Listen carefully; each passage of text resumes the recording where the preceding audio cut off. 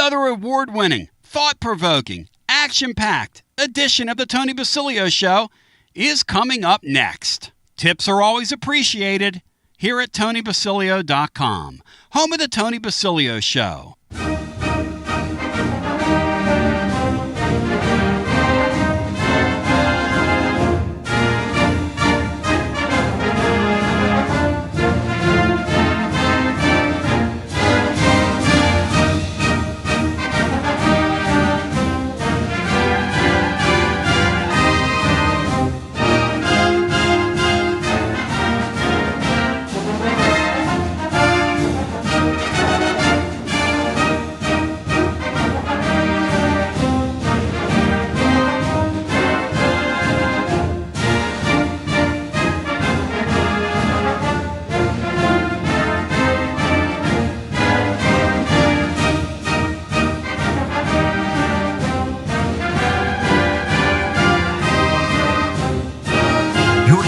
FM 105.7 and AM 1340, WKGN Knoxville and W289CU Knoxville, Fan Run Radio. Chilio and you as I welcome you to another edition. The morning after, the day after. And I really don't know what to do today. I've done this for, I guess, every day since 94, except for a few spells there, but I've been around the block a time or two, so 32 years of this. How do you talk to a fan base that's gotten beaten 3 straight years in the Elite Eight that truly, really, we had zero chance yesterday in that game. It didn't like Duke, who, frittered away an opportunity. I mean, we had zero chance in that game. So, and then a lot of folks, don't really want to talk about this at all because it's over. And I don't know. And we didn't have a pre-meeting today, so I haven't even discussed this with Bino and Brian. One of the things I would have said to them in the pre-production is, should we address this baseball deal? Because I'm highly concerned about the baseball deal. This guy's like a borderline disaster managing this team right now. Every button he's pushing, no offense to him, is wrong.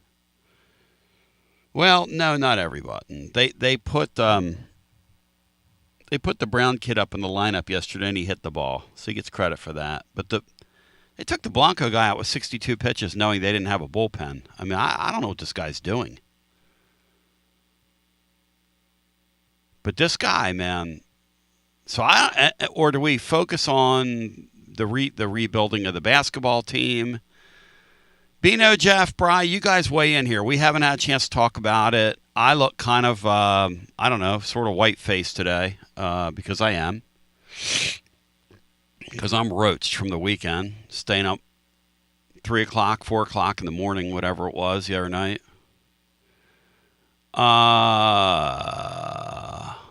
So, Tony Basilio Show, welcome in. Tony, I'll jump in. I'll kind of kick it off a little bit just with my thoughts on what we saw yesterday. But what do you think we ought to do before you do that? What do you think we ought to do with the other stuff? Ignore it, talk about it, rehash a game? What do you think? Yeah. I think we just do what we always do on a Monday and rehash what we saw over the weekend. You concerned about the baseball, Bino, or no? I am concerned, Tony. I'm concerned. My main concern is this team to this point, other than yesterday, hasn't swung the bats the way that I thought they were capable of, the way that I hope that they're capable of, and because of it, I think that Elander's been forced to do some things that basically I don't think he would be doing.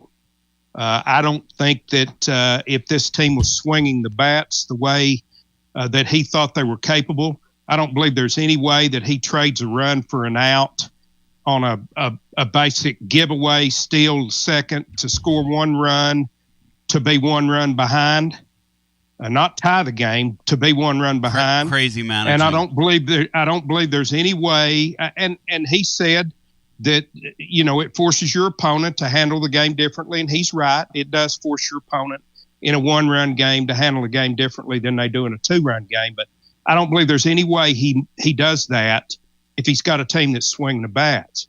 Then on Saturday, in extra innings, you bring a guy to the plate whose basic whole game is to hit fly balls, and you got runners on first and third, and you bunt him.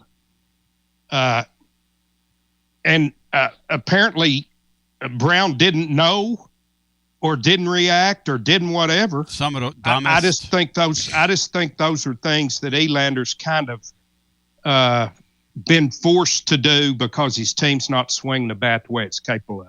I think most days this team is going to pitch. Yesterday was the exception. Most days I think this team is going to pitch and field well enough if their bats come around the way they're capable of coming around. But to this point, the way they're swinging the bat, other than yesterday, is my biggest concern with the baseball team. Brian, you think we ought to talk baseball or ignore it? Focus on basketball and just go from there. Well, you can't ignore it because that pissed me off, Brian.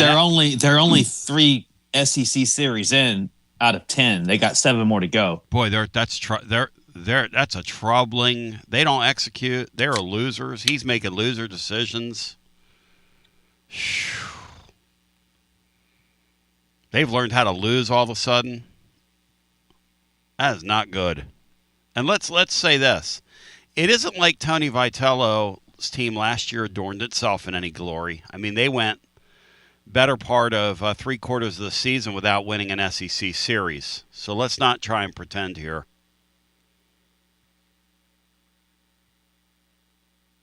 Tony, I think this is a team that's also I think this is a team that's pressing to try to show that it's still the same program without Tony V that it was with him. I think they're pressing because Elander was their guy and they want him to succeed. And it's a team that needs a taste of success in order to take some of this pressure off of it. And blowing a 5-run lead in the 9th inning, that ain't going to do it. 5-run lead.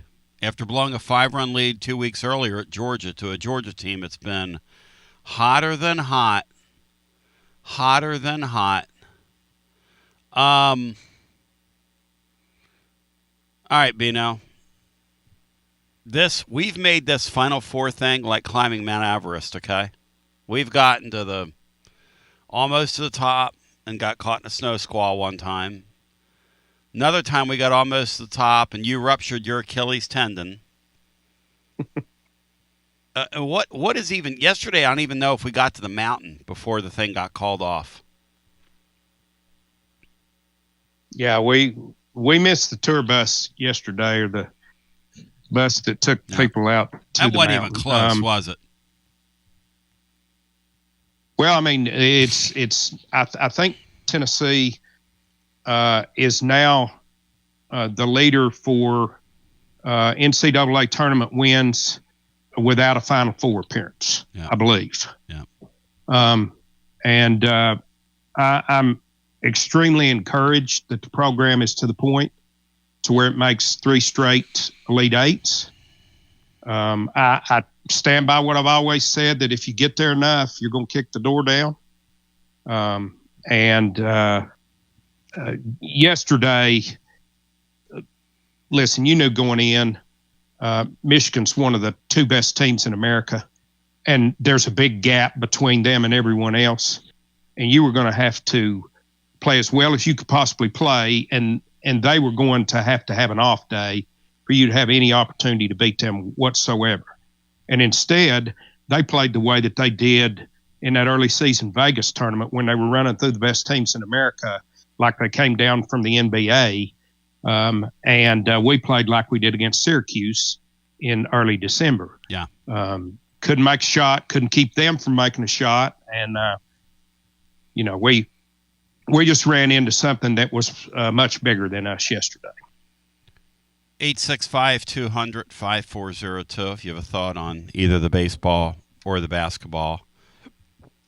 I admire so much that this team got there. And sometimes that tournament can be very cruel for you because we've seen it with Cinderellas, in the past, where you win enough and eventually you get across with somebody that's way better than you.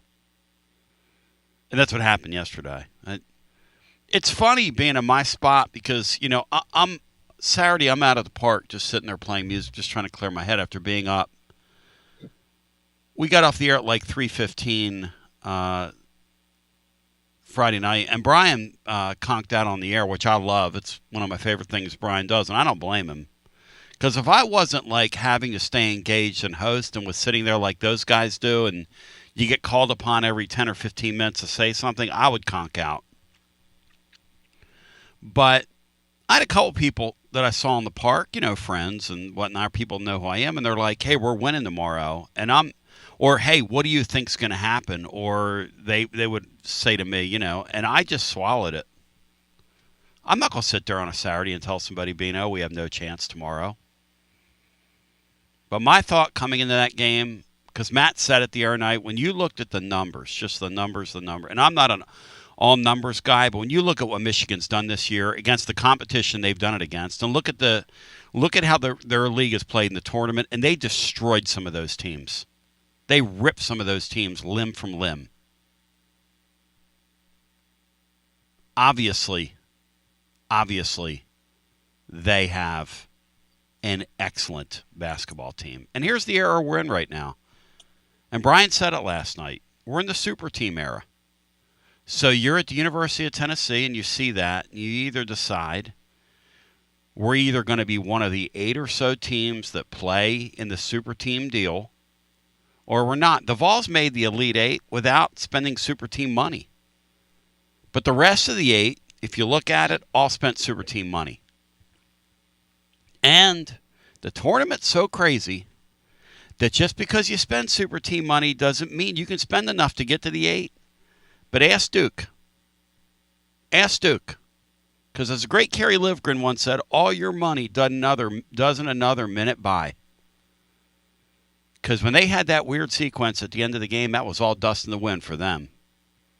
They had 1 foot in the Final Four and 1 foot on a banana peel. And it's one of the most beautiful things I've ever seen in my life. Now, here's my belief, and Brian, you're going to get your wish.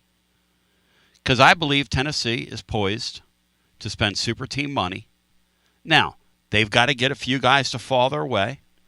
There are a couple guys that aren't in the portal yet that you're going to see in the portal that will have Tennessee's name attached to them pretty quickly if this thing comes to pass the way it's going to. And if it doesn't, I'll tell you about it after the fact, who they were targeting, and then we can kind of go, just like last year when we told you they wanted that McNeely guy. I mean, we got pretty good ears in that deal. So rest assured, Tennessee is getting ready to get in it to win it because they know. I think the sentiment is that the Sands are going through Rick Barnes' hourglass. And I think he knows now, if we're going to do this, we've got to assemble a super team. And we can like that. Like, I've got friends of mine from school, the Jonathan Millers of the world and Paul Gilberts of the world. I mean, guys that taught me Tennessee sports when I was a kid coming here from Philadelphia. The Rick Brackneys of the world, whose mother I saw a couple weeks ago at the Tip-Off Club. And, some of us old guys, we're not comfortable with this whole super team thing. Like, I don't know how it washes with Bino. But, Brian, you're ready for it, aren't you, Bri? You're ready for it, aren't you, Bri? The super team thing. I just don't see how there's another way they can get past the Elite 8. They just have to become one of these super teams that they haven't been able to beat because these teams aren't getting upset like they once did. And one more thing about Michigan, 2 years ago, they finished 8-24. They lost their last 9 games in a row just 2 years ago. And now look at them.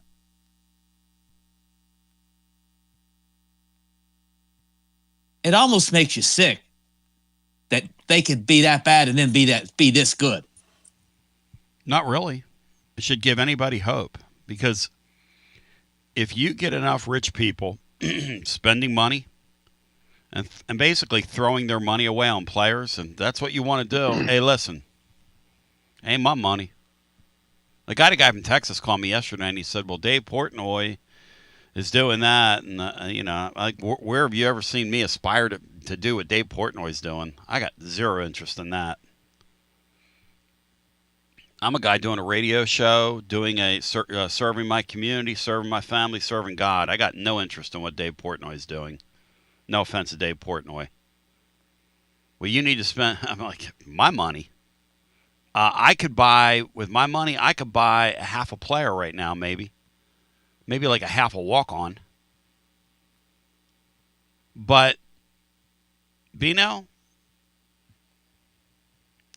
how do you respond to this thought that Tennessee's getting ready to load it up and try to put together a super team? You on board with it? Yeah, I have no problem at all with it, Tony. It's the new way.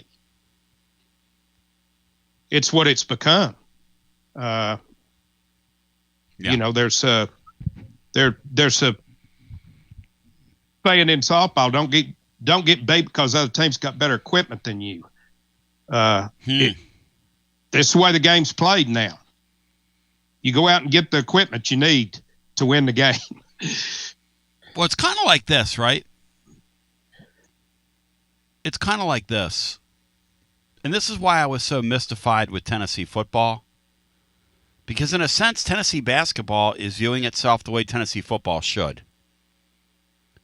And I'm not going to beat on our head coach 16 months after the fact, but I thought it was really weird that they got on the field with Ohio State. And the real difference in that game was that Ohio State had great players, and ours were okay. Now, we didn't want to hear that at the time. We didn't want to believe that coming into the game. In retrospect, Bino, just like yesterday, we had about zero business on the court, the way that game was called. We were never going to win that game when they called that thing as tight as they did. The only path for Tennessee yesterday would have been to get some old referees from up there at Lexington back in the day that allowed you to clutch and grab, push and hold, hug, tug, grab guys' ankles when they went up for shots, those sorts of things. That was the only chance the Vols had yesterday in that game. The only chance. Yeah. I mean, they were better than us at every position. Yes. But other than that, the only way you can slow that down is to muck it up. And so the analogy I think works, because from the first couple of drives of that Ohio State game, you could see they were clearly better. Look, we're knowledgeable about football here. We've seen our teams down through the years be clearly better than people. You can tell a couple series into the game, oh, we're superior at the line of scrimmage than they are. Oh, we've got superior team speed. Oh, we're bigger, physical, bigger, faster, stronger than they are. That was Ohio State that night. And our football coach that year in the portal went to sleep. And I was highly critical of it. I could not believe they did that. It was wrong then. It's wrong now. It was wrong. When you're Tennessee football, you should not comport yourself in that fashion. In my opinion. If Danny White's going to charge those prices for Neyland Stadium, you shouldn't comport yourself that way in the transfer portal. And I'm not so sure if we didn't add this defensive coordinator this year, we wouldn't have comported ourselves the same way in the transfer portal, if I can get that on the record here. I'm a little, I don't know. People say, well, where's the 6-6 Vegas number? Where's that number? It's coming from the fact that they don't have a ton on the roster. Because we sleep in the portal. Hey, if we didn't have those Penn State kids, who we adding from the portal? I'm not dragging Heupel into this. I'm not. But I'm going to make a point here. Because I keep it 100 with you. Rick Barnes, the alleged narrative that he's some old guy and, he's set in his ways. They're getting ready to go after offensive players. I don't know if they're going to get them. I don't know. But I'll tell you this right now. I've been kind of privy to what they're getting ready to do, and I'm going to tell you something. They're getting ready to really go for it. I don't know if they're going to land these guys. I don't know. But they're getting ready to really go for it. And I can't figure out in football why we don't comport ourselves this way. We got the money. We got the fan base. We got the interest. We got everything, but it takes effort. It takes your team getting out there. I'm talking about your team of coaches, your staff around you, getting their hands dirty and getting after it. You got to work at it. So we'll go to the phones. 865-200-5402. And here's the thing. Like Bino says, I believe the way you get Rick Barnes to a Final Four is to build a team that's a number one seed. And next season's going to come early. You know who the Vols open with out in out in Vegas next year? Have you guys seen this, Brian? They open with Purdue next year. See, here's the thing now. Very slowly in college hoops, very slowly, you've had a partitioning. Bino, you and I would say that NC State has better basketball tradition than we do, right? I mean, they've won a national championship. They've been to several Final Fours, etc. Yes, historically, yeah. Yes. They are in League 2 now. We're in League 1. How do I know that? They just lost a coach that went back to LSU so he could get in the big time. We just sent one of our assistants who doesn't have head coaching experience. I don't believe. Does he have head coaching? Well, does he? Bri, does Gainey have, when he came from where they got him from? No, I don't think he has head coach. Anyway, they just made him a head coach at NC State.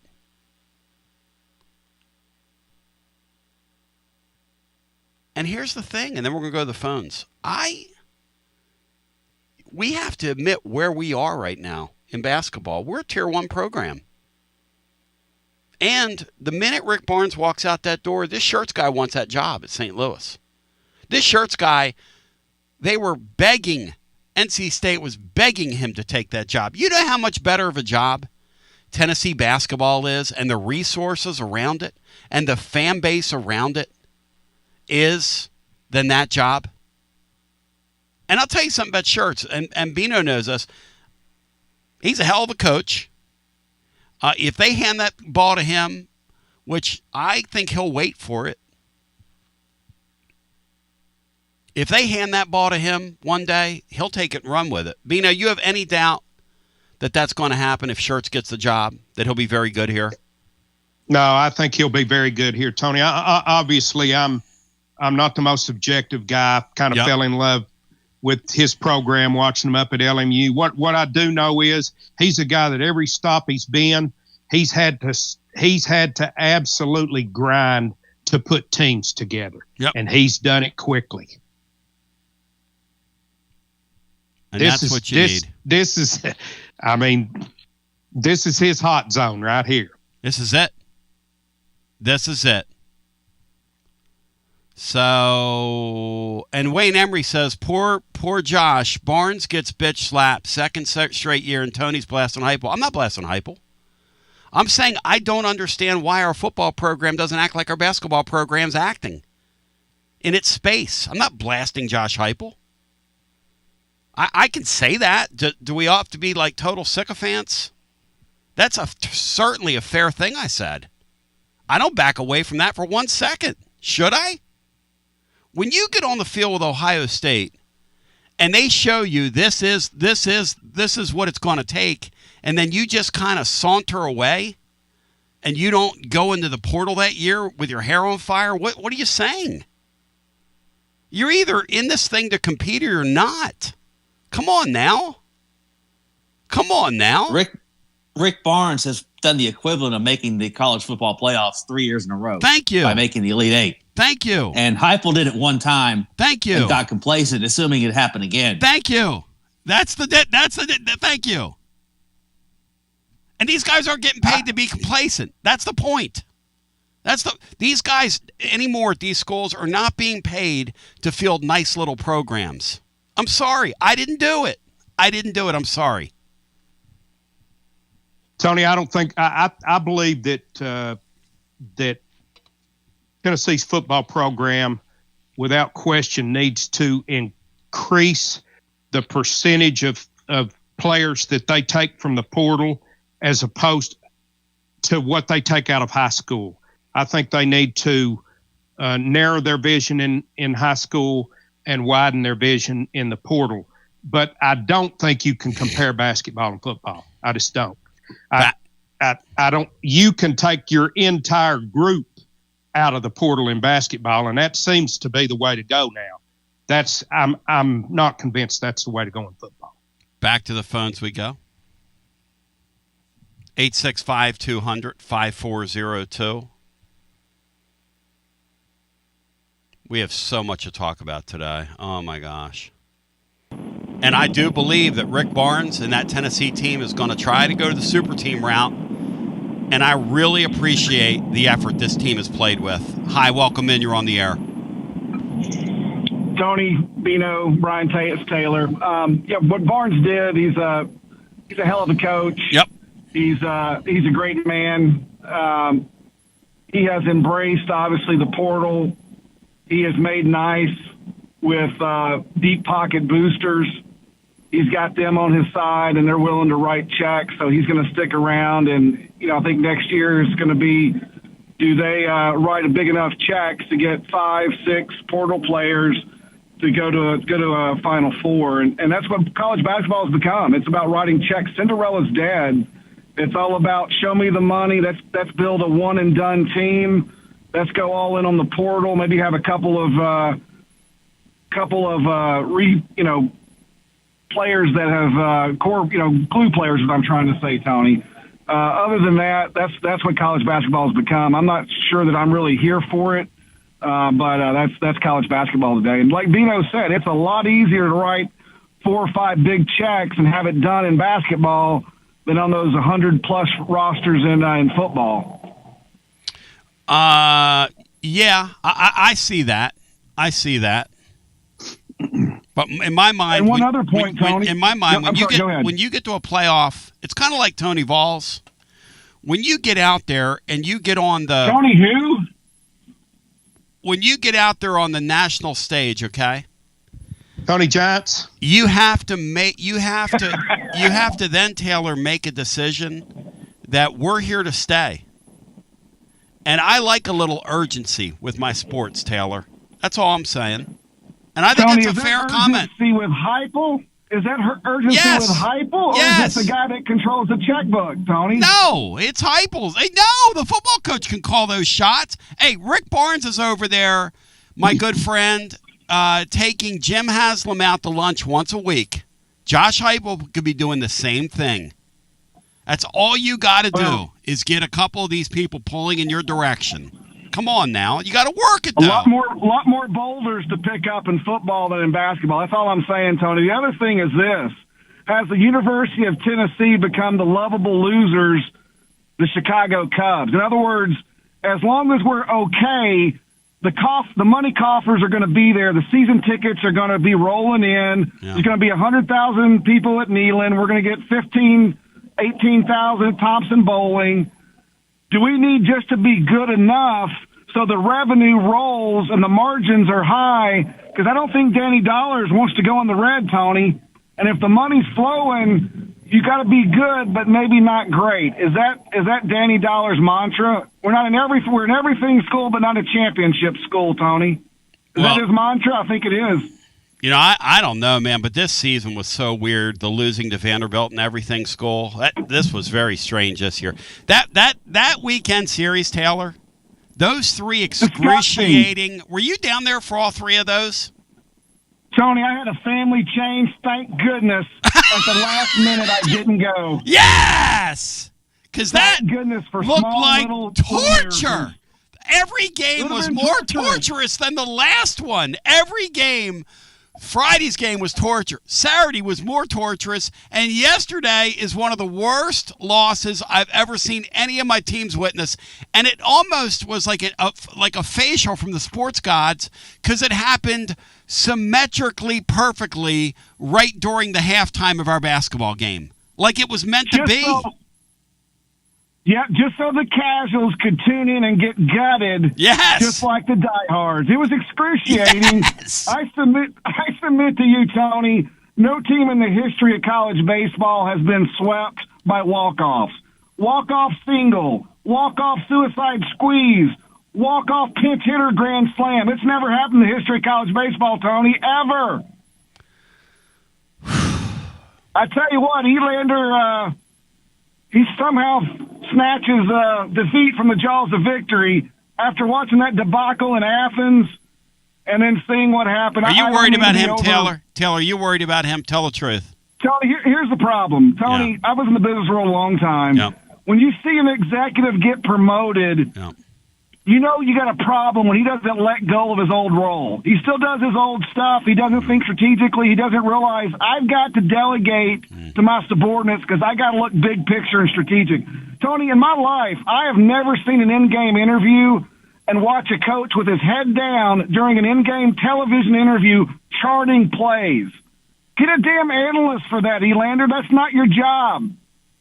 And the other thing, Tony, when you're a brand new manager, you know what your crutch is, Tony? It's analytics.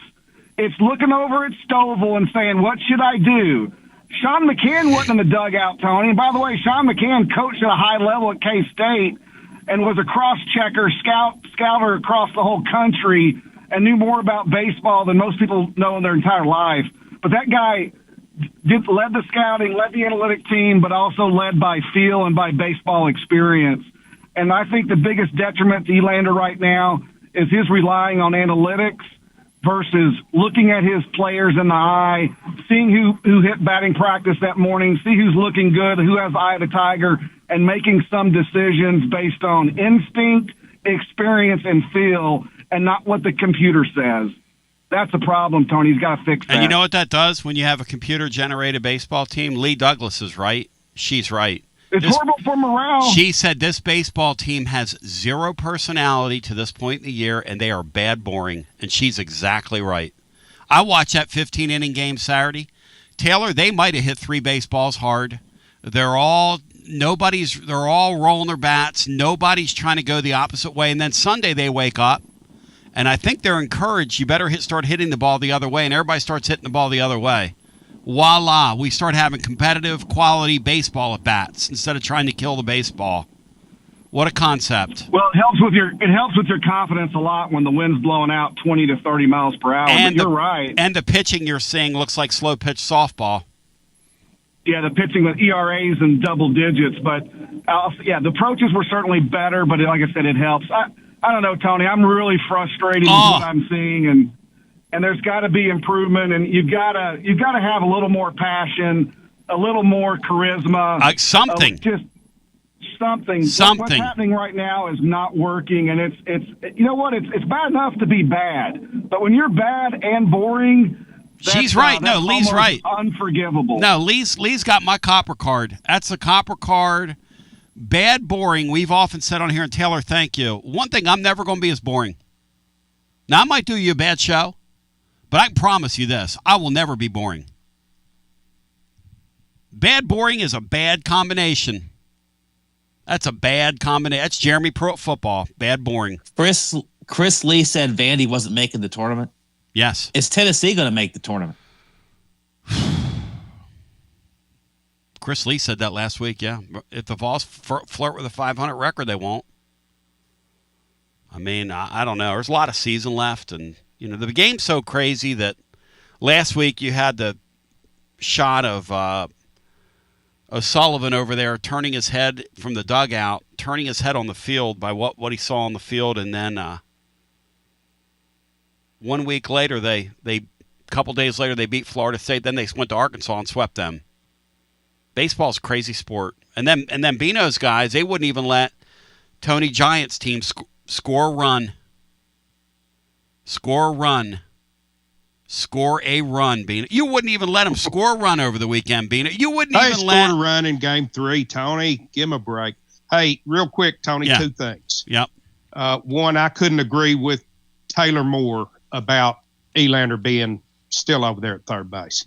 He needs to get in the dugout and manage the entire team.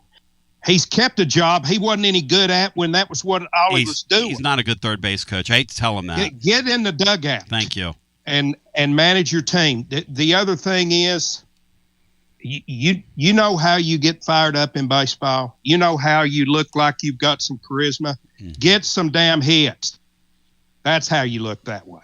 That's what fires you up in baseball. What do you think of this non-hitting bunch, Bino? We have. They're hard to watch, aren't they? I felt good about yesterday. I know the conditions were good, but I felt much better about Brown's at bats. He's a key. You've got to have him. And he swung the bat much better yesterday. But that's my biggest concern with this team. It's not how they're being managed. It's not their desire. It's you've got to swing the bat better than this team is swinging it game in, game out. And we'll go to the phones. The basketball team's in the process of building a super team. My question for you, the living listener, is your thoughts on the season we just saw, which was really good. I appreciate how hard these kids played. I really do. And when Nate Ament hurt his ankle in December, the season was not the same. And they still got to the Elite Eight. They still got to the Elite Eight. They gutted their way to the Elite Eight is what they did. Played so hard. And play so hard. And really, there is no fault in getting drilled by that Michigan team. I'll tell you this. I would much rather beat Tennessee today than Duke. I would much rather be the team that, the little engine that almost could versus the team that had the highest payroll in the tournament doing this. Look, where's Titans Bill when you need him? Doing his imitation, which I will play, by the way. If we get to the third hour, I'll play Titans Bill's message for me. That Commodian woke me up yesterday morning. We have a Titans Bill's got a rule. He's not supposed to call before 9 o'clock. He called me 7:30 yesterday when I was getting my beauty rest. Hey, Brian, I'm going to do a little Duke for you here.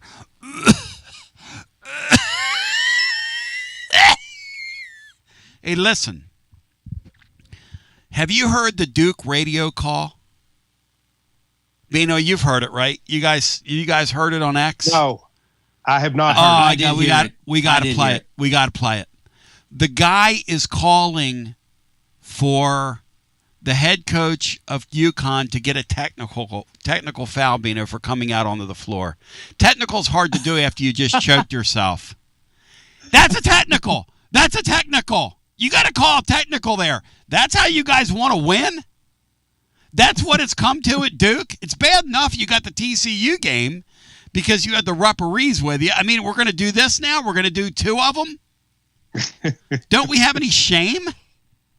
No. Yeah, Bino, he was calling for the guy to... Would you want your team, Bino, to advance because the other coach came onto the floor after your kids threw the ball away? Absolutely not. Well, Duke sure does. Duke sure does. 865. That's entitlement for you. That's exactly what that is. And this Titans Bill, when you hear this call, because Brian, guess who? Guess what imitation he did in the middle of that?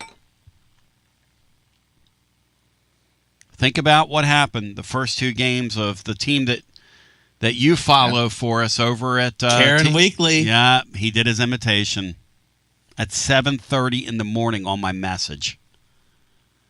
and I couldn't go back to sleep after being up till 5 a.m. the night before. 865-200-5402. We're going to get as many calls in. I'm going to shut my mouth.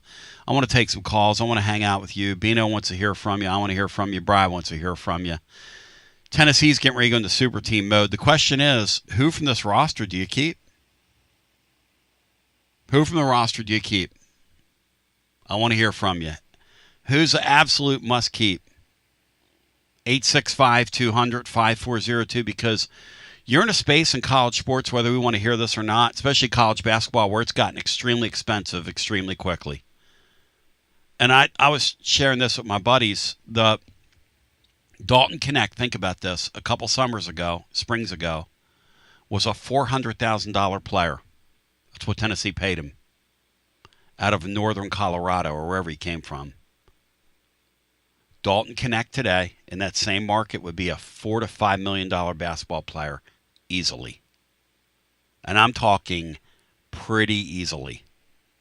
As we continue with more on the other side after this. When it's time for your next move, you want to get your precious belongings from point A to point B with your peace of mind intact. That's why you need to call my friends at Gouffon Moving and Storage, East Tennessee's moving legend. Gouffon Moving and Storage has been helping East Tennesseans move since 1887. That's 138 years, 5 generations. That's even longer than the Dooley, Jones, and Pruitt era combined. Gouffon Moving and Storage are pro movers, serving Knoxville, surrounding areas, and interstate moves too, both residential and commercial, and we'll provide you with personalized service that other corporate movers simply cannot. We know how to move all types of items. We pay careful attention to our clients' valuables. Your satisfaction as a customer is our absolute priority. As the oldest continually owned and operated family moving business in the United States, when it's time for your next move, it's Gouffon Moving and Storage. And storage, it's secure and vaulted. Our newest offering of commercial storage logistics, we offer receiving, storage, and delivery services for all your business logistic needs. See more at Gouffon.com. That's Gouffon.com. Or check out the link at tclub.team. When it's time for your next move, East Tennessee's moving legend, Gouffon Moving and Storage.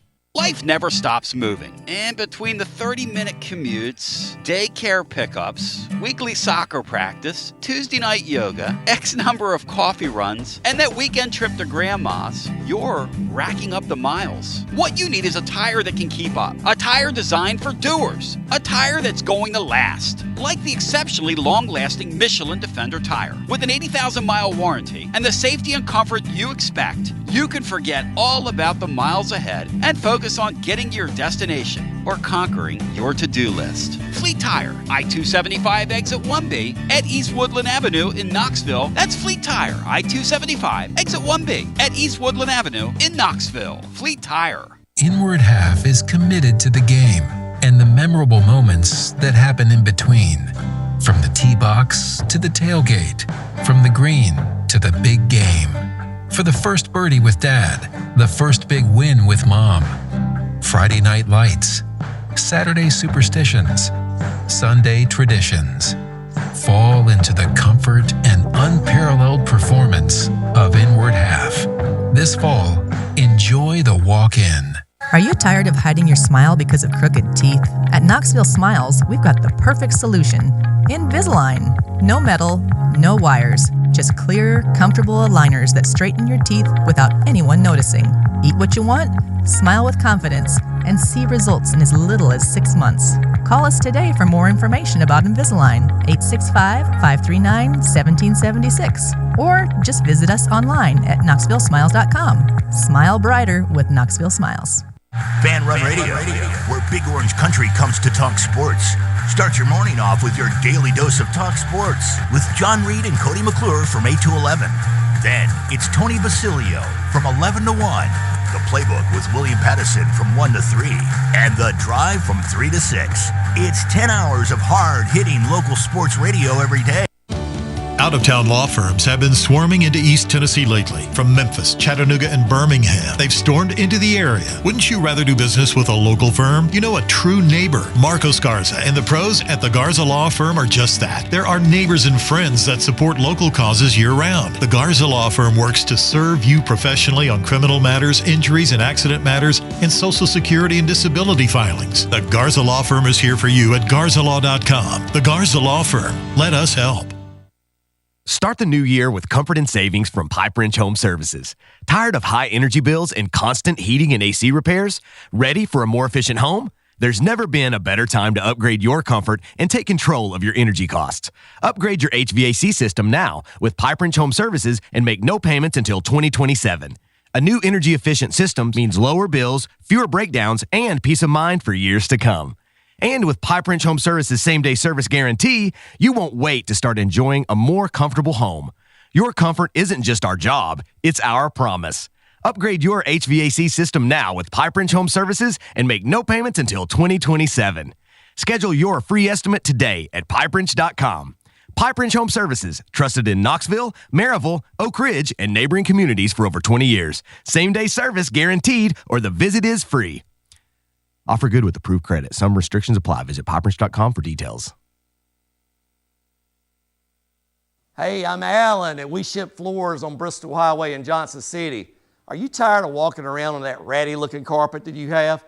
Well, today's your lucky day because we have Supercore on sale for $1.79. 58 colors we're liquidating. Supercore is the best waterproof floor with a lifetime warranty. Where are you going to find that anywhere else? Nowhere, let me tell you. $1.79, lifetime warranty. Come on down to Bristol Highway on your truck and trailer and let's make a deal. Gotta love this time of the year.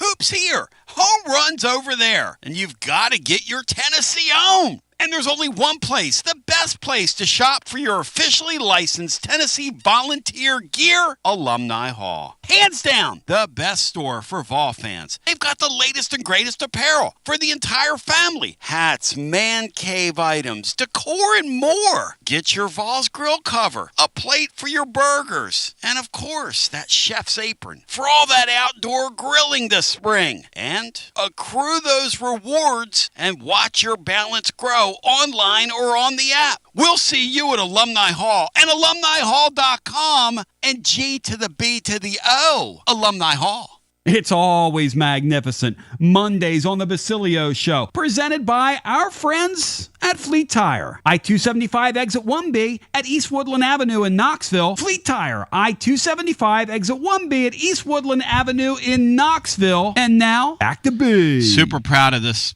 basketball team. Super proud of our school as well, the way we fought.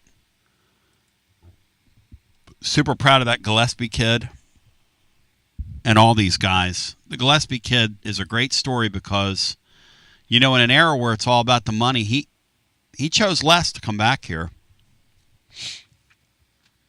I think he took half his market value basically to come here and play. And I asked him if he regretted it when I was with him, and he said, no way, man. No, He said, I'm waking up on this campus after being a fan all those years. He said, I'm just sad it's only for one season. That's what he told me. But it's going to be really interesting watching Tennessee in 8 days, how they pivot and how they go.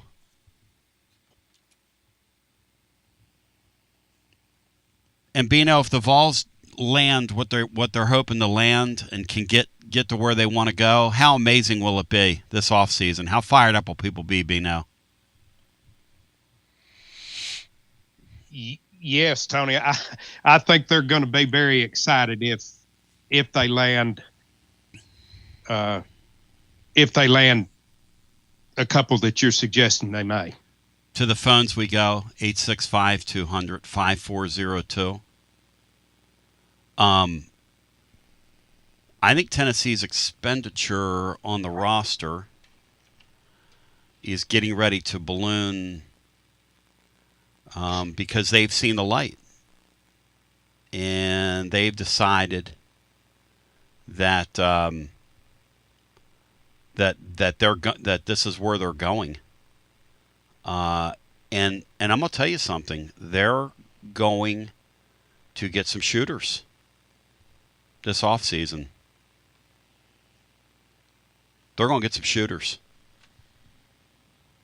But it all revolves around getting the right point guard, as we've seen. But we'll go to the phones.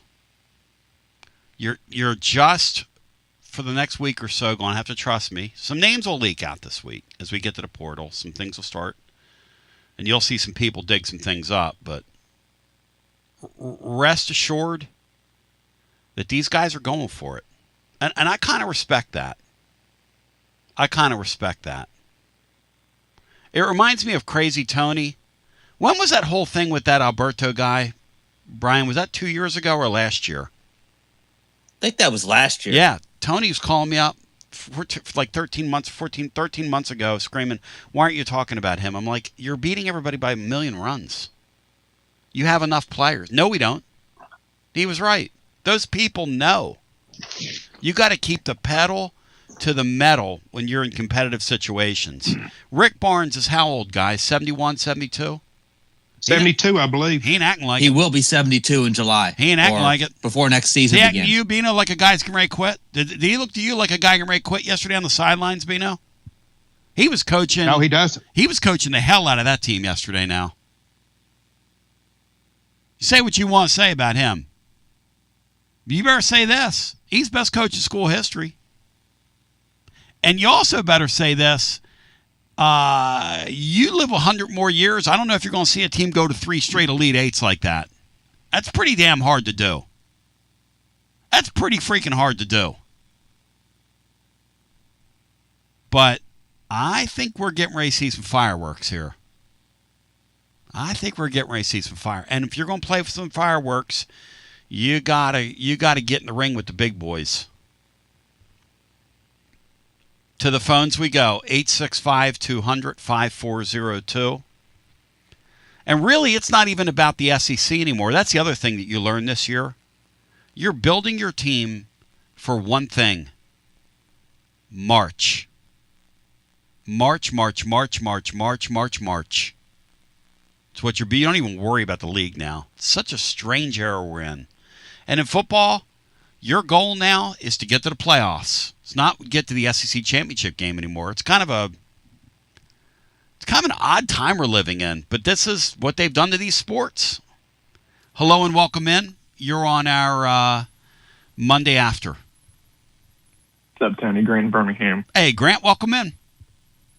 Man, I got a lot of basketball thoughts. Hit it. Swirling around my head the last 24 hours. The one thing I want to say really quick on baseball, the only comment on that, is what really ticks me off is that we were such an embarrassment this weekend. And yesterday was so embarrassing just score watching that we have to come on here, and that's going to be a big topic of conversation after what was an incredible basketball run, and that they suck some of the life out of it when you just absolutely, just a debacle of a weekend. But whatever. Amen. That's all I'm going to say. Amen. Amen. They put me in and I'm honest today on the air. They put me in a position where if you don't acknowledge it, you're not being honest, right, Grant? If I don't acknowledge that on the air today, I'm not being honest to the audience. And I didn't know what to do with it. I've been doing it 32 years, like I said. I didn't know, because I didn't know you could urinate on an Elite Eight appearance the way the baseball team did yesterday. No offense to them. That was unbelievable, Andy Mack. Yeah, I mean, literally, I'm not kidding you, Tony. I watched one at bat of that game. I turned it over when we got to halftime, and I watched the grand slam, and I turned it right back off. Yeah. I said, "You got to be kidding me." Anyway, on the basketball, what really matters right now. Yes. I thought a couple interesting things. Again, I could probably sit on here and we could talk for 30 minutes. I could give you lots of thoughts, but I know you got a lot of people wanting to talk today. I thought one thing that was really interesting is I watched Rick's press conference after the game, and you just kind of got into it a little bit. But man, that is as clear as I feel like I've ever seen him talk about wanting to get to the Final Four. That was not a guy. Some of these losses we've had over the years, and right after the game, I don't know. Sometimes it feels like it has not always hurt him to lose. I'll just say that. Is that a fair thing to say?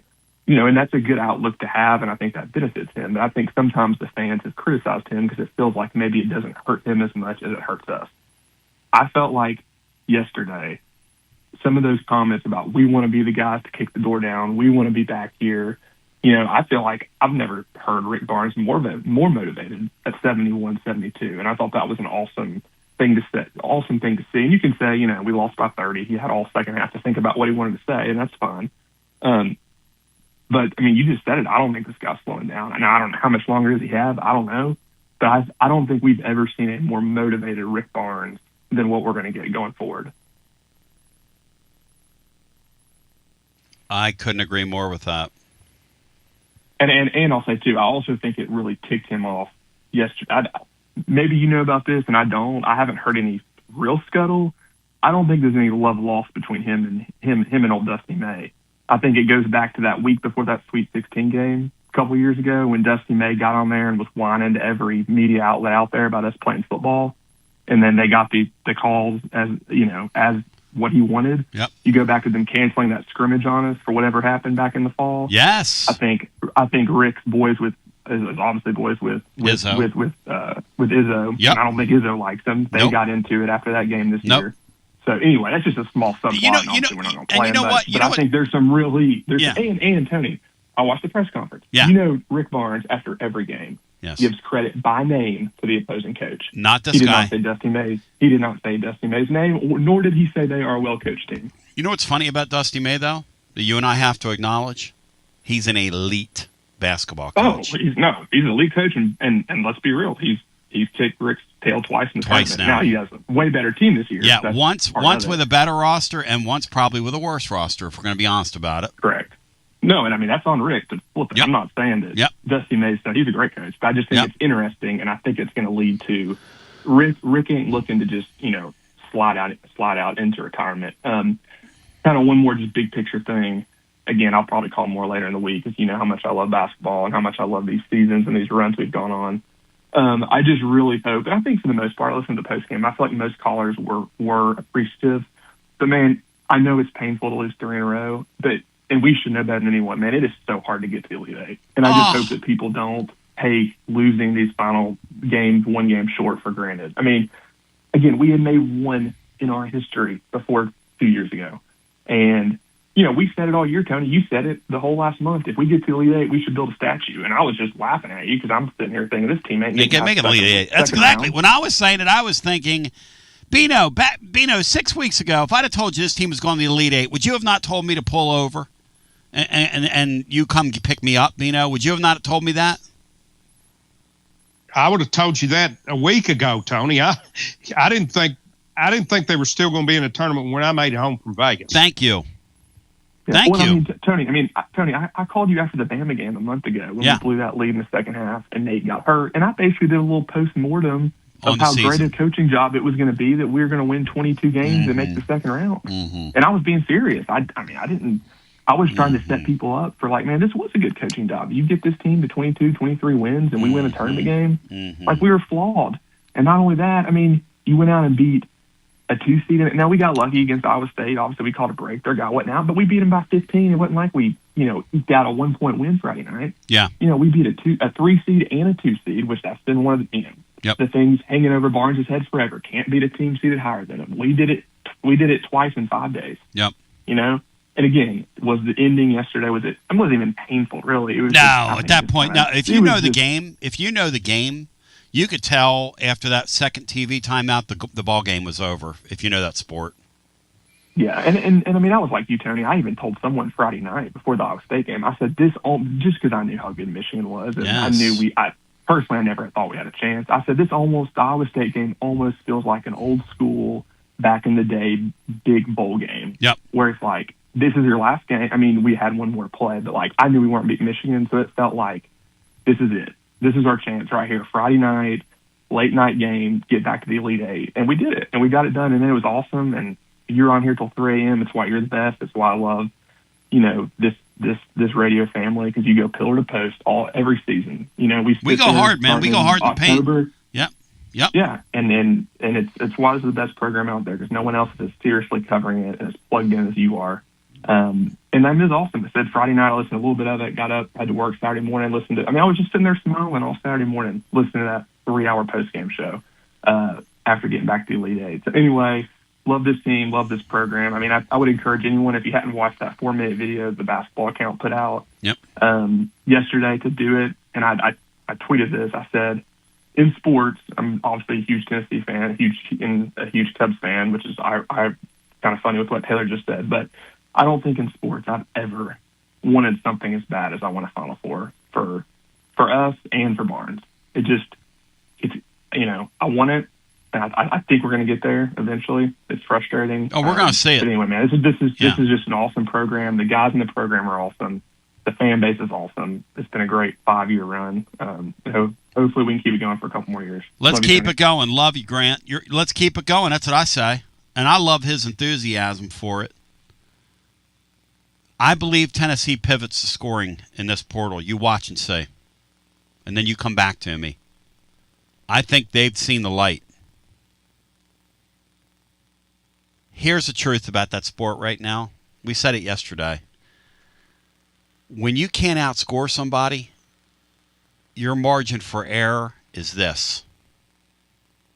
Now you could now when you outwork people in the regular season, and Grant Medenwall gets his hands on you, and you're tougher than your opponent, Bino, you're going to win 20 games rolling out of bed. You make that look pretty. Rick Barnes makes that look pretty easy. But you have got to be able to put the ball in the basket, though. And one point guard shooting bombs away when you're playing Michigan is not going to work. It's just not. So that was incredible, that Michigan team yesterday. Here's what they did, though. Michigan had 3 returning starters, kind of like the Vols did, and they went out and got 6 guys out of the portal and recruited over the 3 that they had on their roster and put them on the bench. They built their team last year in the portal. And Bino's right. And I get emotional about the football thing because it makes me angry. And it is unfair to say what I'm just tired and I'm emotional. You all know me. I'm kind of a goofball. But this basketball portal thing, this is going to be 2.5 weeks of total madness watching us put this thing together. Are you excited for it, Bino, or are you dreading it? Which one? No, I'm excited for it, Tony. This is college basketball's kind of become like fantasy sports. That's a great way of putting it. Draft day every year. Yes. This is, and to the NBA fan, this is that tampering or that free agency thing in July that we're getting ready to see. And it's going to go for about 3 weeks here. And we're going to be a major player this year in the middle of it. We've always been a player. And we've always we're going to get super aggressive this spring. Now, we might not get everybody. Bino, that's a great way of putting it. That's a great way of putting it. And I want to apologize to Heupel and people I've said. I don't mean to get all into that. I'm just extremely tired. And I get kind of cranky. It kind of seems like basketball is what you're going to have to get the most excited about. Just looking at the direction of the other programs, men's basketball, that is. Damn, Brian dropping bombs. As we continue with more on the other side after that. Brian from the top rope. You're listening to FM 105.7 and AM 1340, WKGN Knoxville, and W289CU Knoxville, Fan Run Radio. It's the hottest post-game show on the planet. Garza Law. Fifth quarter fan reaction. Fan reaction. As soon as the final gun sounds, we're live. Hi, I'm Jim Simpson, owner of Simpson Meats. When's the last time you grilled a really good burger or steak? One your friends still talk about. Our goal at Simpson Meats is to make that happen every time you have a cookout. All of our cuts of meats, steaks, burgers, briskets, and pork are always fresh, flavorful, and sustainably sourced. We are family owned, so we know the importance of knowing how and where your food is raised. We have been putting quality first since 1888. Visit our butcher shop off Lovell Road or online at simpsonmeats.com. Okay, so we really need uniforms and equipment for this season. Can I trust you with that? Cool, I'll just order them online. What? Yeah, I'm gonna hop online and I'm gonna get them ordered. Hold up, that's not a good idea. We shouldn't just spend money on some random online retailer, okay? I mean, it seems pretty convenient. Trust me, it's a terrible idea. Let me simplify this for you.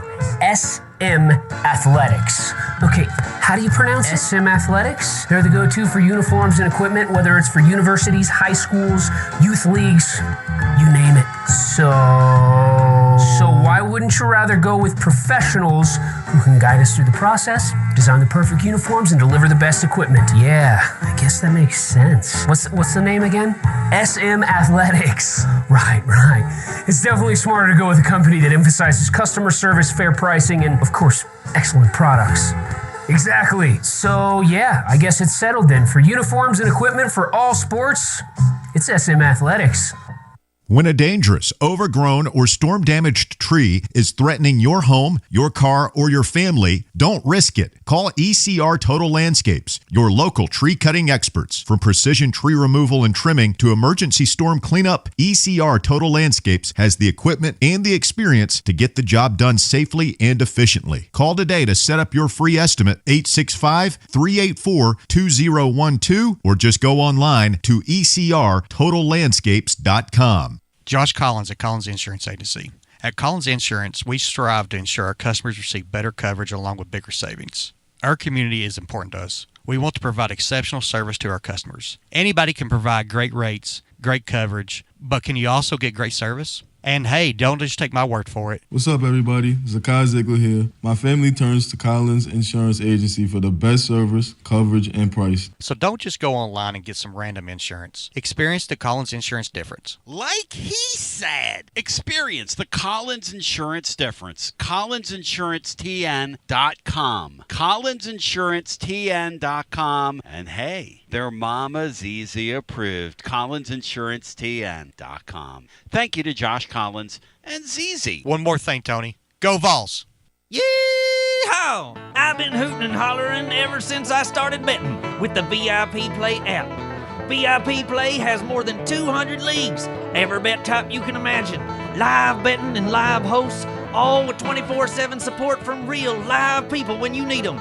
Start betting better with the VIP Play app today. Don't be a better, be a better with VIP Play today. VIP Play coming soon. Gambling problem? Call 1-800-889-9789. Must be 21 plus and located in Tennessee to bet.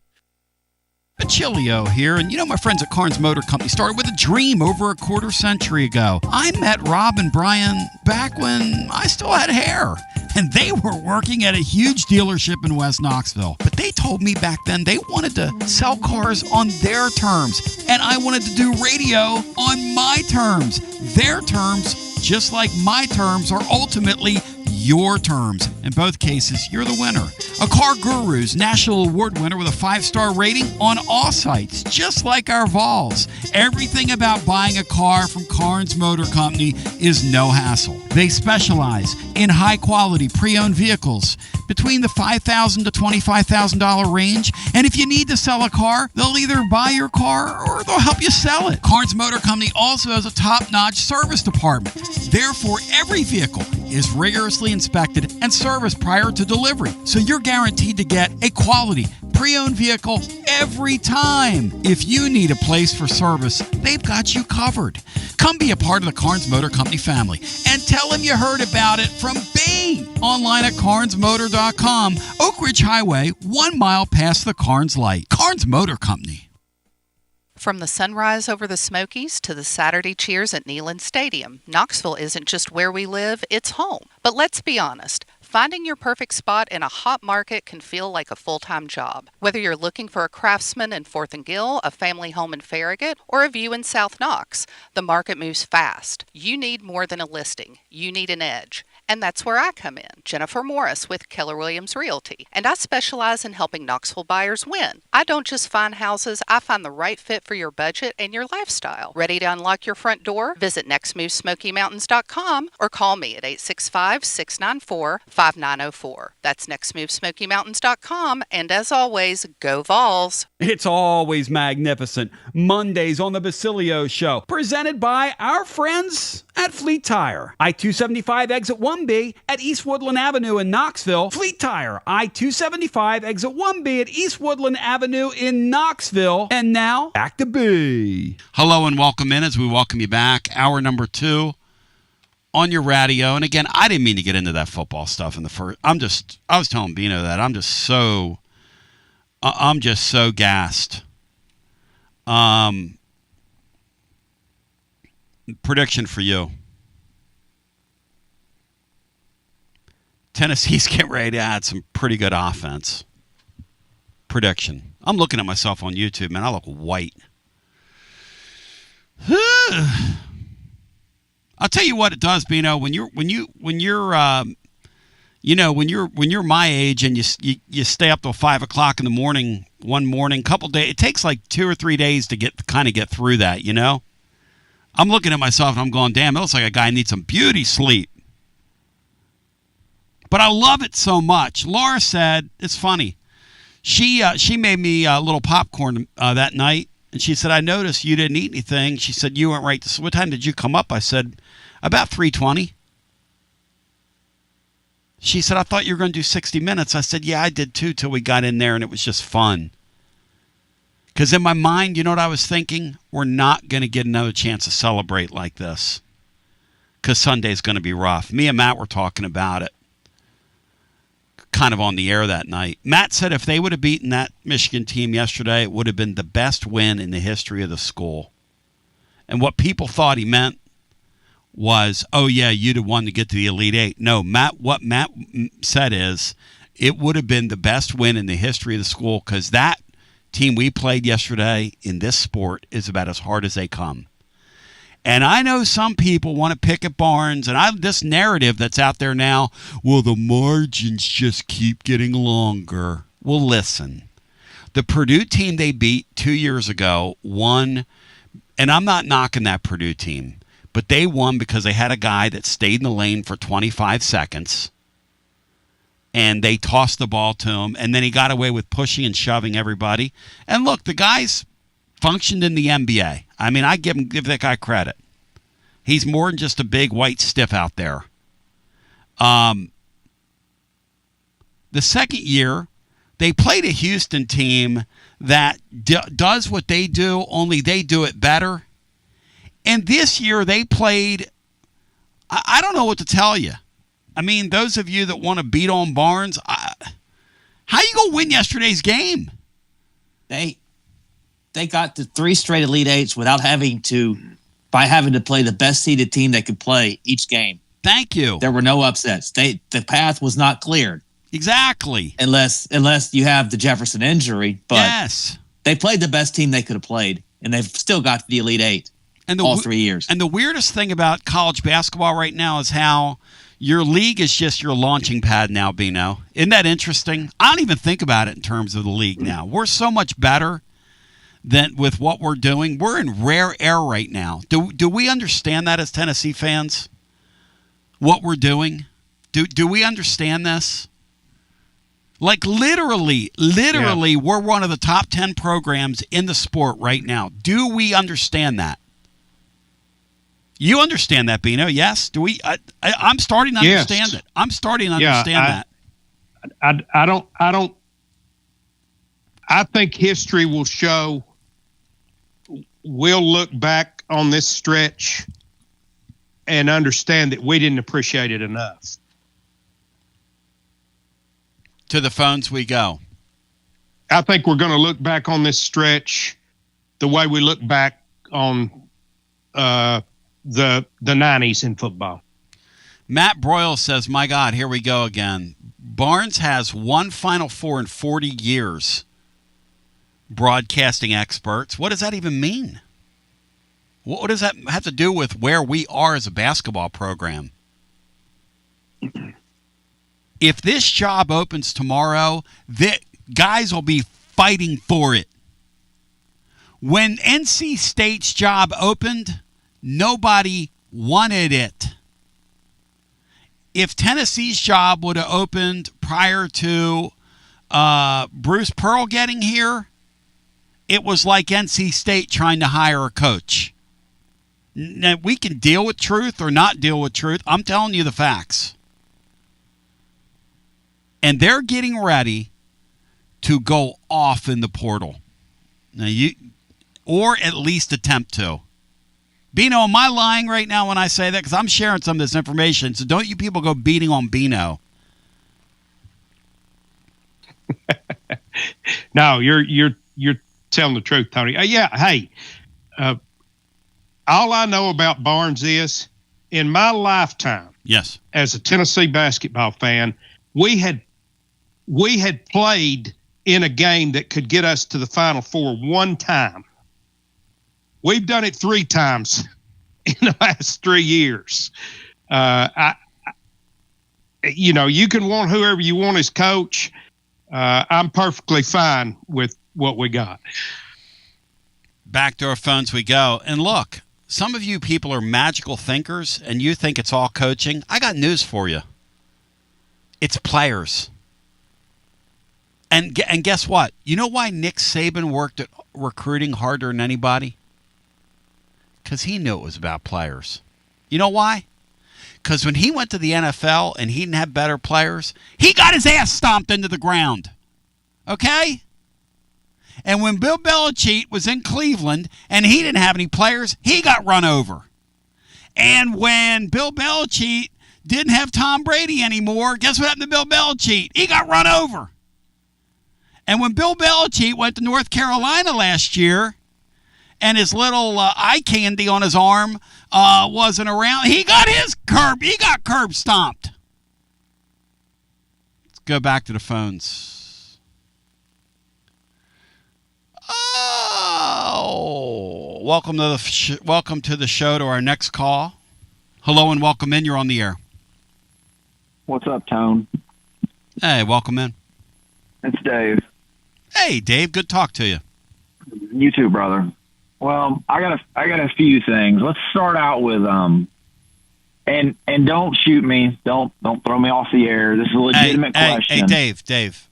Everybody's entitled to their opinion, okay, as long as you have a reason for what you're about to say, but I'm not that guy. Okay. Go for it. So, and I know it's early in the season. I know Josh Elander could go sweep LSU this weekend. Probably all would be forgiven, more than likely. Okay. But has the ship sailed with Tony? Like if he leaves Major League Baseball, like is it that convoluted with him and RAD? Is that ship sailed? You don't think he'd ever come back? If Tony Vitello, let's say hypothetically, he crashed out in year one and the Giants just don't have enough baseball team and they got all over him, and Bino will tell you he didn't exactly have what you'd call a great weekend managing that team, but it's hard to look good when your team's losing, kind of like Elander. It's hard to look good when you get swept and only score one run. But he didn't exactly have a good weekend, and they're kind of already on him out there, which is to be expected because of where he's come. Kind of like we're already on Elander, because if you don't win right away and you're not an experienced coach, fans are going to look at you and go, "This guy can't manage." You know, and we only have very little data. Even Taylor today, who's as patient as they come, was just, you could hear it, like his teeth were out, and so. I say all this to say this. I never say never. I think if Tony Vitello made it known, okay, that just in a hypothetical world, that, hey, I tried that, kind of like Lou Holtz. Hey, I tried the Major League Baseball thing. I hated every minute of it. And by the way, I want my job back in Tennessee. If he made that known, they would figure out a way to get his job back in Tennessee. Is that what you're asking me? I think that's what I'm kind of hitting around at. I'm honest enough to take the question on. And I'm not mad at you for asking, because I think a lot of Tennessee fans are looking at the chessboard and going, could he come back here one day? Sure. Look, does he have ill thoughts toward Danny White? Yes, he does. Now, could those two get in a room and patch it up? Yes. If they force Danny White to patch it up with him, the answer is yes, because Danny White has bosses too. And those bosses love Tony Vitello. And I think that's what I was going to follow up with that question on. Yes. It seemed when Tony left, he did not burn any bridges. And I feel like in the money people, because let's be honest, that's who runs the show. I feel like he still has a good relationship with a lot of them. All of them. Listen, one of the big money people he's got contact with, he was basically crying on the phone with before he took the job out there. He was so torn up. Tony was literally crying on the phone with this person. Well, that's so. I mean, I'm just gonna go ahead and just throw it out there. This is just me. I'm not trying to throw gas on the fire. Yeah. I just don't think Elander's going to work. I don't know that you can say that. It's way too early, man. It is early, but just like you talked about with Taylor earlier, since I've been listening, a lot of these managing decisions in game are just like, I'm not a baseball expert, but the Friday night game, awful. When we gave up an out to bunt a run in when the heart of your lineups cut. Even Chris Burke was on the on TV, and he's a Tennessee homer, going, "Coach, what are we doing here?" Yep. Like, and that's the thing is I think it's just two completely different things. Tony in that situation, he's so aggressive. He'd have been like, "Screw it." And I know some baseball guys, well, we're trying not to ground out into a double play. Okay, I get that. But at the same time, when you got the heart of your lineup coming up, you got to have faith in your guys to swing the bat. And to me, Chris Burke, I don't know. Chris Burke, I love. Our Twidiots don't understand that when you're calling a game, you have to call it evenly. And so Berkey's over there. They're celebrating. What do you want him to say? He's calling the game. Yeah. When they rush the field twice in a row, they win 3 weeks in a row. And, I mean, Berkey, here's the thing. Berkey said Friday night in the moment, I don't understand that. That's your 3-hole hitter. You've got pressure on this pitcher. You keep the pressure on. And I always think when it comes to any kind of strategy, football game, basketball game, etc., what would my opponent want me to do right now? If you buzzed into Tim Corbin's dugout, Bino, and you said, hey, the Vols are getting ready to trade an out for a run here and clear the bases, would he have made that trade with you, Bino? Yes. Okay. Yeah, That's why it makes no sense. I think in that situation, that's silly. You want pressure to trade a run for an out there. Yeah, I want pressure. I agree with the caller 100%. I'm not a small ball guy. I hated that play. I hated the Stone Lawless bunt in Saturday's game. But I'm telling you, a lot of this, I think Elander is kind of straining to do because his offense has went way below what he thought it was going to be. And I'm going to tell you something. If they play this small ball baseball, they will have. I don't know what they're going for, but that's not what people signed up for when they're paying the big money in that stadium. No. We saw it already, Tony. We saw it with Dave Serrano. We lived through this already. No, I'm telling you. What I'm telling you is they'll have 1,000 people at their games next year. I mean, Tennessee in a newly renovated stadium. Tennessee sent a thing out. They sent a thing out last week to their season ticket holders saying no increase, and we're going to give you 6 more months to pay for your tickets. And I'm going, real? Oh, really? No increase? No increase? Really? That's nice of you. And that's coming from Danny Dollars there, who's increasing every year. Exactly. Danny's never heard of a bad economy. He knows. He knows the big money people are pissed off. Of course he knows knows of the waiting list. Of course he knows. What are you going to tell me next, Danny? No increase for Lady Vol season tickets after you bring Kim Caldwell back? I mean, what are we doing here? After we took Tony's NIL money to go pay for the most expensive women's roster in America to get bounced in the first round. Thank you. But I appreciate your call. Thank you. Listen, you're not. Here's the thing. Tony Vitello is not coming back. And don't give up on this baseball team. And Josh Elander, it's not as bad as it looks, but he's not off to a scintillating start. It's never as bad as it looks. It's never as good as it looks. It's the thing I've learned down through the years of doing this. And I know that's a cliche, but I truly mean it. Look, we've had teams here in the past. This team has a lot of talent. They're going to wake up. They're going to start hitting the baseball. Now, there are certain things with this team that now that you brought baseball up, and then we'll go back to the phones because we're having a basketball conversation here. But I do know one thing. This Krenzel guy would not for a long time. I'm talking maybe till like the postseason, get an inning of high leverage baseball for me. Now, Bino, you're the baseball guy on the panel. You tell me.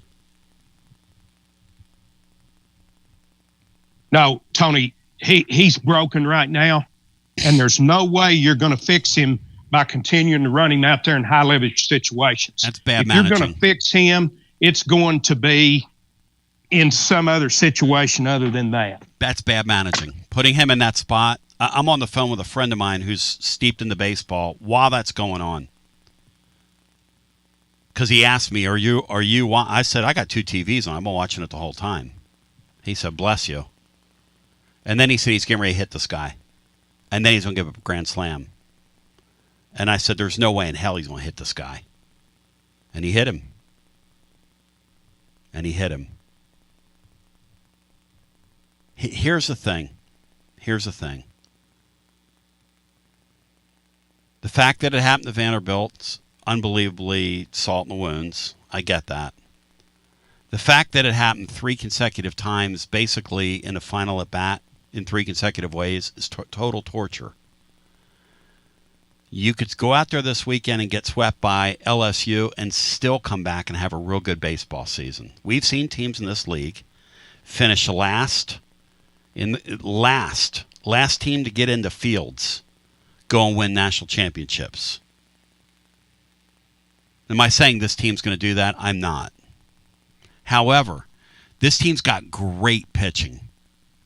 Great pitching. When you do what they did Friday night, and you flip that paradigm like that, and you get that kid to come out of the bullpen and give you that start, and then the kid from the bullpen who's been struggling to come behind him and pitch like that, it's a disgrace to lose that game, really. And it's on the guys in the lineup. And then you get that much pitching and lose in the longest game that we've ever seen in Tennessee baseball history. But we'll go back to the phones. I'm not giving up on Josh Elander. He hadn't adorned himself in glory. But for the is Tony Vitello going to come back here crowd? I think that's silly talk. However, I do think that anything's possible in this world, and I wouldn't rule out that one day he could return here. That's all I'm saying. So, 865-200-5402. Timothy McGee. Summit was 16-8 and 16-11 in her first 2 years. Does Timothy McGee, Bino, you were on campus back then, does he realize that Pat Summit was doing the laundry and driving the bus back then when they got the program off the ground? I don't think anyone can imagine what she was having to do back then, Tony. Okay. Timothy, Tony, to your point, we talked about it off air. Yes. We had a team several years ago here that started 5-10 in the first half of the SEC season. Yep. And I think they turned it around and went 11-4 in the second half. And this team, their fate is going to be determined by, can they swing the bat the way they're capable of? And can they overcome the amount of pressure that they have on them right now, trying to prove that they're a valid Tennessee baseball team?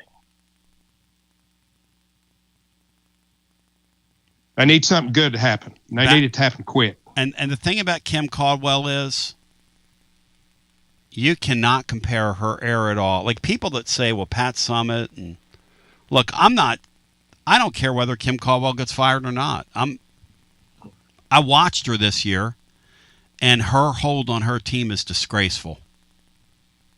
I'll say that. And the level of disrespect from her players to her is disgraceful. I'll say that. And she's getting ready to lose all her players. Do I think Danny White's firing her? I don't. I know people think that he is. I don't think he is right now. Now, as all these players go into the portal next week, which is what's going to happen, some big booster might call Danny White and say, you're firing her. And guess what? He's going to fire her. It's kind of like the whole Tony Vitello narrative the caller just introduced, which I don't think is ever going to happen. But if in quotes, if a big booster told enough money, people told, it's kind of like Danny White had a press conference, okay, and announced he was going to have a nationwide search for this job. And a search firm, and he was going to have, who was it? Todd Helton, who doesn't even watch college baseball, which I love. I love Todd, but he don't watch college baseball. He's going to be my consultant because Danny likes optics, and that's fine. Danny going to do Danny. What did Danny do 2 days later after his national search? You know why he did that? Because he got pressured to do it. See, we keep it real here. I keep it 100% of the time. Everybody has a price. Everybody has a boss. Those of you that think Danny White doesn't have bosses, Danny White has bosses. Okay? Okay. And Timothy, I love you, and you love that. You have this narrative that it's always the player's fault. I don't know what you're like a... Kim Caldwell lost control of her team. Do not compare her to Pat Summitt. Don't say her name with Pat Summitt's name. Do not do that, Timothy. You're going to piss me off. Pat Summitt in her second year was driving the van. Bino was on the campus at the time. Doing the laundry, managing the team, sweeping the floor. Kim Caldwell walked into something she was not prepared to do. She was hired for her beauty of face and skin and how she presented in an interview. And shut the hell up with that, Timothy McGee. Stop it. Don't piss me off. Pat Summitt was also teaching. And teaching. Because she taught my officiating basketball class over there. And from Bino's... Did you get a... Bino, did she ever stare at you? Like she did patently for so many years. I would blow the whistle and say like, no, and then make the call. And she told me real quick, she said, you're not Mindy Rudolph. Just make a call and go on. Fantastic. Let's go. I mean, comparing somebody in that chat today, and I'm talking about this YouTube chat, this nation of brain donors, comparing Pat Summitt to this lady. Well, it's Pat Summitt's record for 2 years. Give me a damn break. That's the dumbest thing I've ever read. Pat Summitt would have taken about, let me think here, about 1/1000th of 1% what this woman took from her basketball team this year. Okay? She would have finished the season with 5 walk-on players. That's what Pat Summitt would have done. This lady that's over there right now has, hear me, and I'm not advocating for her to be, they can do whatever they want with her. She lost her team this year. I've never seen anything like it. That she brought in here, by the way. I didn't bring them in. Bino didn't bring them in. People in the chat didn't bring them in, these brain donors. Hello and welcome in. You're on the air. Hey, Tony, this is Lukey Dome. There he is. The man. I'm going to give you a little straight. Can I do a little straight talk here? Sure. I like Straight Talk with Luke. We got a new segment. Ladies and gentlemen, Straight Talk with Luke presented by... let's sing. Let's get a sponsor for that. Sprint PCS. Go ahead. Okay, you can't let them play for 3 or 4 games and then call the ticky-tock fouls. I agree with you on the final game. Now, here's what happened. I disagree with most people. They stopped momentum. Tennessee had momentum going, and there was at least 2 fouls that we didn't even touch the guy. And then the walking foul on that Michigan guy, all that broke our momentum, and that's just the bad calls on the referees. We could have very well beat Michigan yesterday, and I just disagree. I know Michigan's better than we are as a rule, but we could have won that game if they hadn't broke our momentum by those bad calls. Hey, Luke. Yes, sir. Luke, I love you. Now you were going in the right direction. There's no reason why a tournament should be officiated one way. Exactly. And then you get to that game yesterday, and they decide we're going to call everything. Because here's the thing about it. If the game would have stayed competitive, say Tennessee wouldn't have enough players to stay with them, there would have been multiple guys fouled out in that game. Because at the pace they were calling those fouls early in the game, there would have been nobody left. The only thing that saved that from happening is the game was not competitive. About 3 minutes into the second half, the game was over. Mm-hmm. And you're right.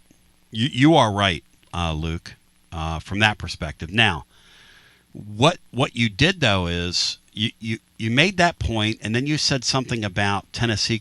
Tennessee, Luke, We could play that game 100 times, okay? You're not beating that Michigan team yesterday in that spot. You're just not. But what if Gillespie had went off? He might have hit 7 or 8 threes in a row. Hey, Luke, better chance of me waking up tomorrow doing a show where I have 100% great takes. I'm 100% logical, non-emotional, do a meat and potatoes sports show full of facts and figures that are all correct, and wake up with 6-pack abs. Mm-hmm. Not happening, Luke. Not happening. Well, I tell you, they better get gambling out of the players and the referees. They better get it out. I tell you that. It's just too fishy to me. Now, Miami, Ohio, they should have beat us, but we beat them. Virginia should have beat us, but we beat them. Miami, Ohio should have How beat us. should they have beat us? I mean, how in the world do you why have would that kind of Miami, logic Ohio- when they could have beat Michigan, but those other teams could have beat Tennessee? They could have, but Yeah. we beat them. And they were probably all three better than we were, like Michigan was. But we Yep. could have won that game. We had the players to win the game. And we were playing Luke, well. We were Luke. playing very well the first few minutes. Bino, do we have the Until- Bino, we have the players to win that game? 40 minutes, Bino, in that game? Is that what you saw? No, I didn't see that, Luke. They were better than us at every position, and had let's say Gillespie hit 7 threes in a row, we still get beat by 10. That's exactly right. Yeah. Now, if Gillespie would have been on, we would have had 6 guys fouled out. That's what they were going to do. The game changed when Akpar gets 2 fouls. Who's the other big guy that got 2 fouls early? 2 of them got 2 fouls early. And then they put one of them, and then the Brown kid gets like 3 quickly. It's like, at that point, we don't have any, like, nobody's that deep. When you're officiating that way, there's nobody in America that's going to play with Michigan. If they get that kind of whistle in the Final Four, Arizona will go home. But that's a different conversation from you could have beaten them. I will agree with what Luke's saying. I don't think anybody tunes in to watch referees blow the whistles. I think what the officials did is beforehand they met, because they do have these meetings, and they said, okay, what do we have today? These are 2 really physical teams. And if we don't get control of this game early, they're going to kill each other on the floor, and we could have an incident. Now, I do think that's Bino, I don't doubt that kind of conversation. I ran that by Maury yesterday. He said, yes, something like that could have occurred. If we don't get control of this game early and establish that we're not going to let these teams really, really go after each other like we've done with some, these 2 teams will kill each other out here. I do think that's possible, Bino. Yeah, I believe that's possible. And I was really surprised that was the way the game was called, Yes. because that went completely against everything that we've seen from start to that point in the tournament. Yep. And Luke, I think that's a really, really, really, really, really good point that you bring up with the officiating from that perspective. The rest of it, though, was presented by our friends at T3 Vodka. Well, one thing I did yesterday, I couldn't Yes. take it watching on TV. I got in my car Yes. and drove to the airport. I drove all the way out there. I was so upset, watching. I just listened to it on radio. Drove to the airport? Yeah, I had to get out. I couldn't watch it on TV after what was going on there, And I had a little business to do out there anyway, so I just got in the car and listened to Mike Keith on the radio. This Steve Lapis guy, I'll say this for him, I don't know how he has a job. First of all, he was a horrendous head coach. Awful. Secondly, he's awful on television. No offense. They can't get somebody else? I mean, that guy repeated again yesterday that Jalen Carey's a high flyer. Now, Jalen Carey's a lot of things. Jalen Carey jumps like he's at one of my family reunions, playing in the family reunion basketball game. He jumps like a middle-aged Italian guy. That's how he gets off the floor, with like a beer belly. No offense to Jalen Carey. One more thing, Tony. Yes. one thing Tony Vitello did for the team, he seemed to keep him loose. You know, he kept him relaxed. Yes. That's what I've noticed, and that might help us if we could somehow get loose and relaxed and just play ball. Do you did you have to pick somebody up at the airport? I'm interested in this business you had at the airport, or was it a matter of espionage? I went out there to. Yeah, I'm going to take a trip here in a few days. Nice. Yeah, I'm going to go down there and watch. I'm going to hope to watch that the astronauts, take off. Oh, that's really cool, Luke. I've always wanted to do that. Yeah, I never got to see that I live. love space, man. The final frontier, brah. That's awesome. Yeah. When's the launch? It's supposed to be Thursday right now, and but they're saying there might be I might not get to see it, if they keep canceling it. But I'm going to take a chance anyway. Thank you, Lukey. Good talking to you. Travel safe, Luke. Yeah, travel safe. I love seeing you, Lukey, at the park. It's one of my favorite things. Tony, I do think that Luke's correct about this team playing tight, and I do think that was a big. That's something that Tony was really, really good at, and I do think that this team is pressing to try to prove that Elander's the right guy and that they're the right guys.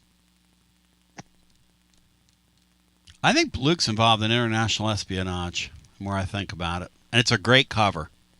Yeah, heck yeah. The Gong Show guy was. Why not Luke? Exactly. Who would ever? Chuck Barris.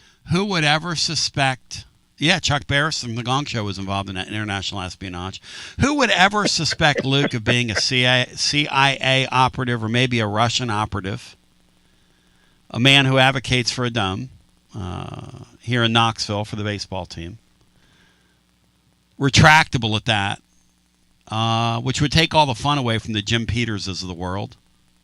It's their badge of honor to sit out there and watch bad baseball in 30-degree weather. Let's go to the phones. 865-200-5402. We do exactly that on the other side after this. Hey, I'm Alan, and we ship floors on Bristol Highway in Johnson City. Are you tired of walking around on that ratty-looking carpet that you have? Well, today's your lucky day because we have Supercore on sale for $1.79. 58 colors we're liquidating. Supercore is the best waterproof floor with a lifetime warranty. Where are you going to find that anywhere else? Nowhere, let me tell you. $1.79, lifetime warranty. Come on down to Bristol Highway on your truck and trailer and let's make a deal. You got to dream about buying some land and building on that land? Well, Waterside Contracting is your ticket. 25 years of making dreams come true, Michael Scott. For hundreds in our area, custom homes or remodels, Waterside Contracting will build on your lot. They do incredible work all over the area. Structural integrity, quality without compromise. It's a way of life with Waterside Contract. Check out the wonderful work Waterside does. WatersideContractingLLC.com. When it's time for your dreams to come true. Quality without compromising. Waterside Contracting. College football fans, Chris Fowler here with the play call. This season, go for Dose with ice-cold, refreshing Dos Equis. It's more than a single play. It's a mindset. Think of it as a two-point conversion for real life. Taking the risk, making the bold move. Whenever we get the chance to go big, we take it.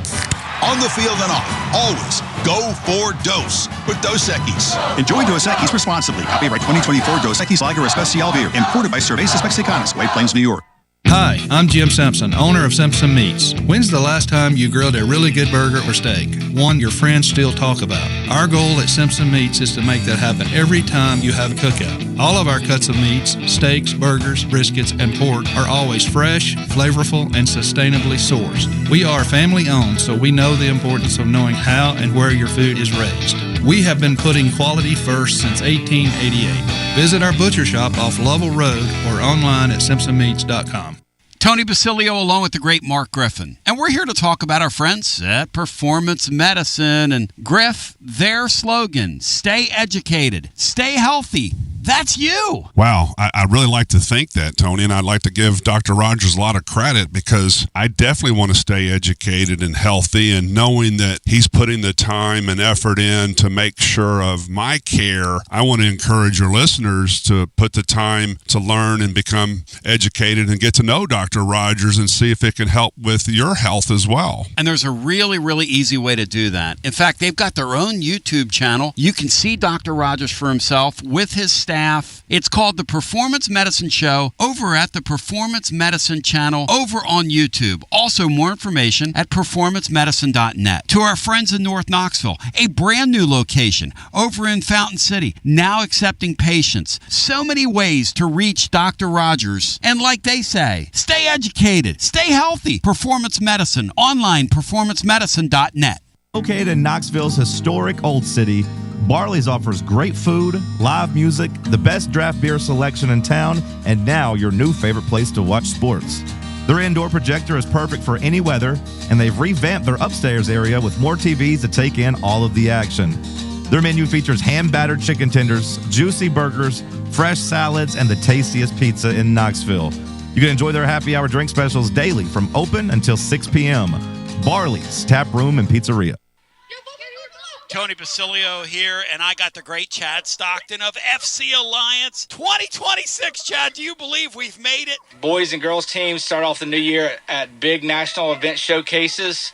We got our younger kids training indoors and doing a lot of things to get better. So we're excited about what the future holds. Chad, I hear the juice behind you. I hear the kids. Your program reaches throughout East Tennessee. If folks want to get involved, what's the advice? We're easy to get in touch with. We offer players at all ages, all levels, all experience. We have a program for all of our kids that we have, and we're excited for anyone to join us. And even some Lady Vols as well. Several college players all over the country, yes? Absolutely. We had a lot of girls that we were able to watch play in the NCAA tournament. A lot of our former players made big runs through the tournament. We're so excited for them. Growing the beautiful game. In this, the year of the World Cup in North America, celebrate the beautiful game. Get your child involved. FCAllianceKnox.org. That's FCAllianceKnox.org. And Chad, thank you, man. Keep growing the beautiful game. Absolutely, Tony, and thank you very much. Preparing food for a big gathering can really take it out of you. That's why you need to call Calhoun's and check out their selection of party platters. Whether you're hosting a party for the big game, a reunion, or just an everyday gathering, a Calhoun's party platter is next level. Choose from Calhoun's always excellent chicken tenders, fly with Calhoun's wings, or boneless wings with a variety of dipping sauces, award-winning next-level melt-in-your-mouth barbecue ribs, or delicious spinach artichoke dip, or get one of each. Plus, if you're doing burgers or sandwiches, Calhoun's has lots of side dishes like spinach Maria, baked cinnamon apples, Smoky Mountain baked beans, or creamy coleslaw. Available in pints, quarts, and gallons. And to finish things off, pick up one of Calhoun's great desserts to go, including homemade cheesecake or key lime pie. Calhoun's, simply your go-to party headquarters. With 9 locations all over East Tennessee, you can order online and just pick it up. Calhoun's, one of the Copper Cellar family of restaurants, along with Chesapeake's, Copper Cellar, Corner 16, Cherokee Grill, and Smoky Mountain Brewery. Eat local, eat good. From the sunrise over the Smokies to the Saturday cheers at Neyland Stadium, Knoxville isn't just where we live, it's home. But let's be honest. Finding your perfect spot in a hot market can feel like a full-time job. Whether you're looking for a Craftsman in 4th and Gill, a family home in Farragut, or a view in South Knox, the market moves fast. You need more than a listing. You need an edge. And that's where I come in, Jennifer Morris with Keller Williams Realty. And I specialize in helping Knoxville buyers win. I don't just find houses, I find the right fit for your budget and your lifestyle. Ready to unlock your front door? Visit nextmovesmokymountains.com or call me at 865-694-5904. That's nextmovesmokymountains.com. And as always, go Vols. Like our 2026 football Vols, score a T3TD every time with T3 Vodka, Tennessee's premium vodka. Handcrafted with passion, precision, and a whole lot of pride. Right here, handcrafted in the majesty of the foothills of the Great Smoky Mountains. Quality around here isn't just a promise, it's a way of life. And T3's filtered 10 times. 80 proof of vodka delivering a smoothness unmatched. This dedication to excellence has earned T3 Vodka prestigious accolades, like a 5-time gold medal award-winning vodka and your SIPS Consumer Choice Award medal winner as well. Whether you're sipping it neat, on the rocks, mixing your favorite cocktail, T3 Vodka, your choice for a premium award-winning experience. Be like Maury Hanks. Score a T3 TD. Ask for T3 Vodka by name at restaurants and wine and liquor stores today. Drink it neat, drink it right, and score a T3 TD all 2026 long. Tennessee's Premium Vodka, T3, Tennessee's Premium Vodka, distributed by Empire Distributors of Tennessee. It's always magnificent. Mondays on the Basilio Show, presented by our friends at Fleet Tire. I-275 exit 1B at East Woodland Avenue in Knoxville. Fleet Tire, I-275 exit 1B at East Woodland Avenue in Knoxville. And now, back to B. I expect at some point Luke's Uber, Lukey Boy's Uber, Lukey Dome's Uber to show up on our chat at some point. I would get in Lukey's Uber to the airport, wouldn't you, Bino? While he's out there doing his espionage? Absolutely. Lukey, if you think about it, maybe you could even, because you've got a great cover going for you right now, man. You're a talk show caller, the takes you have, and maybe you and Timothy McGee, maybe you guys are like in a sleeper cell together. Timothy, from earlier, I did not mean to cut a promo on you, comparing the Pat Summitt record and the Kim Caldwell. I've seen people do that, and it just, the only thing those two have in common, the only thing is that they coach college basketball. And that is where the comparison ends. At the University of Tennessee. And that's where the comparison ends.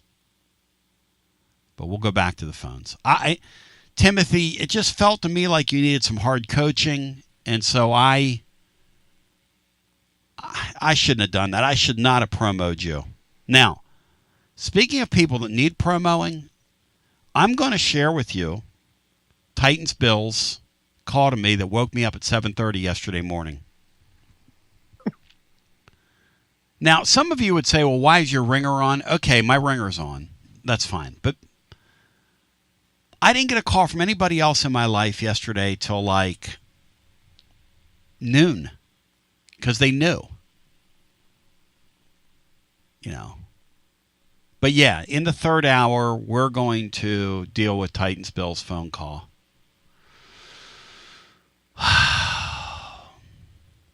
But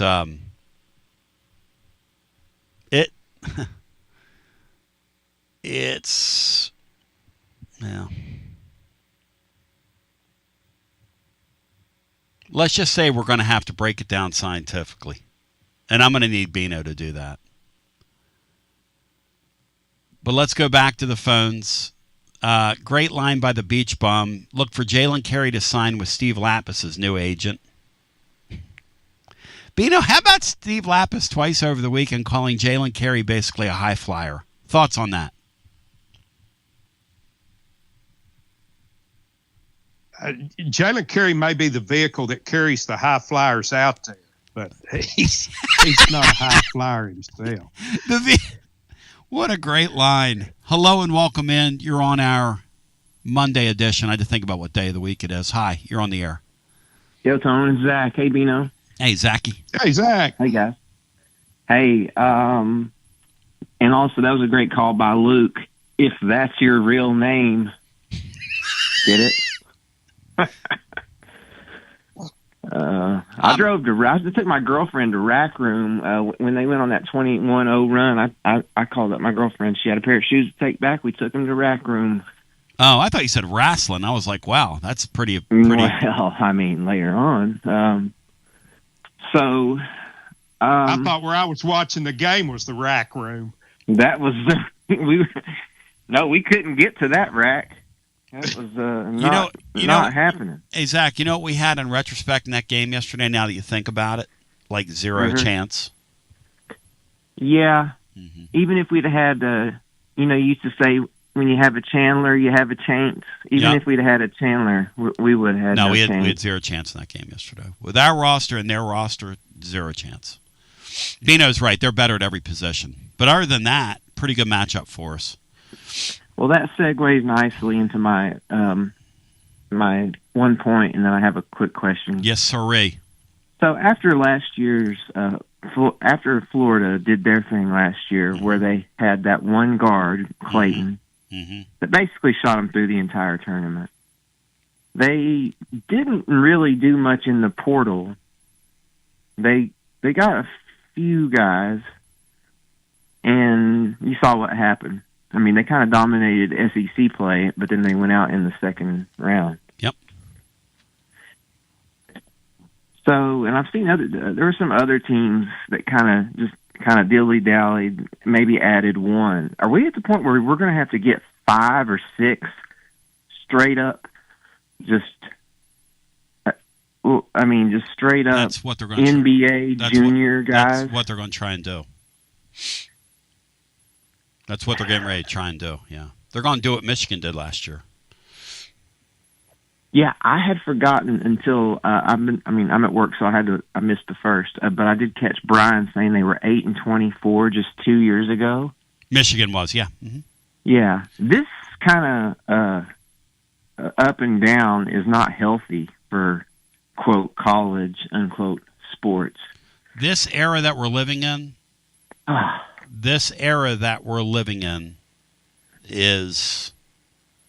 Tennessee's now going to put together a super team. That's who's going to Final Fours now. Look at it.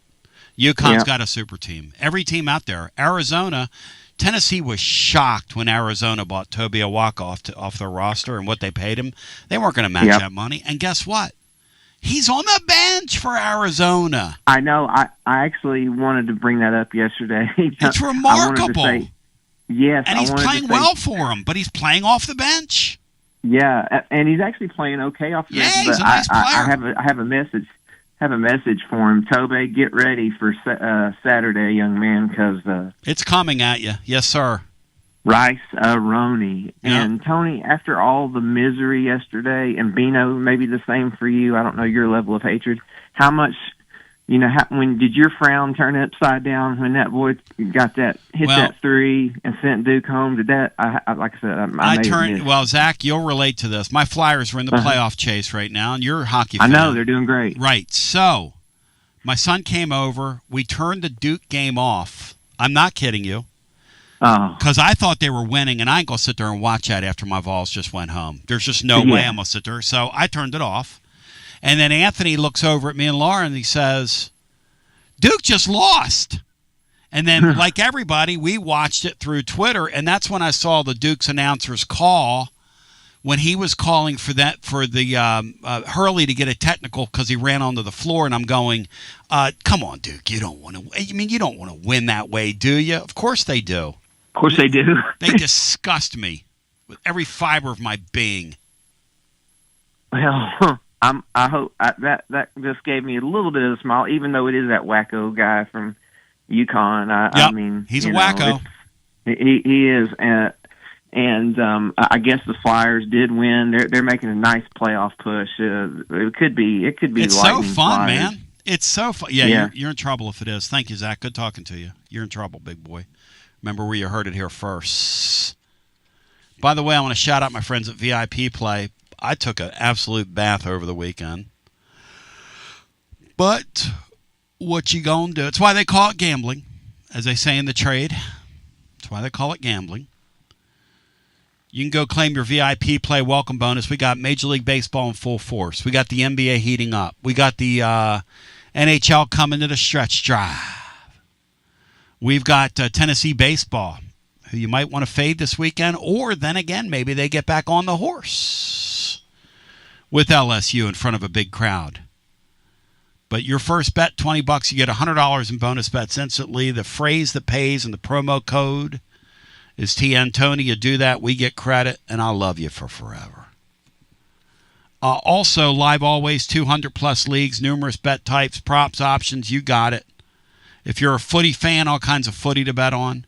If your poison that you pick is MMA, we got you. PGA, we got you. WNBA, we got you.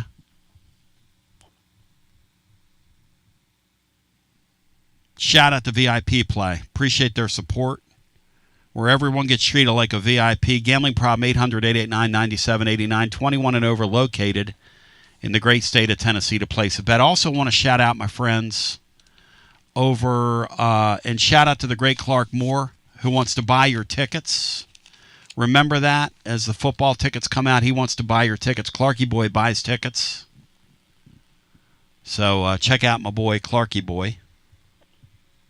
865-919-1016. Clarky Boy pays cash. And by the way, also shout out to my friends at Calhoun's, A Taste of Tennessee. We're going to be down there Friday.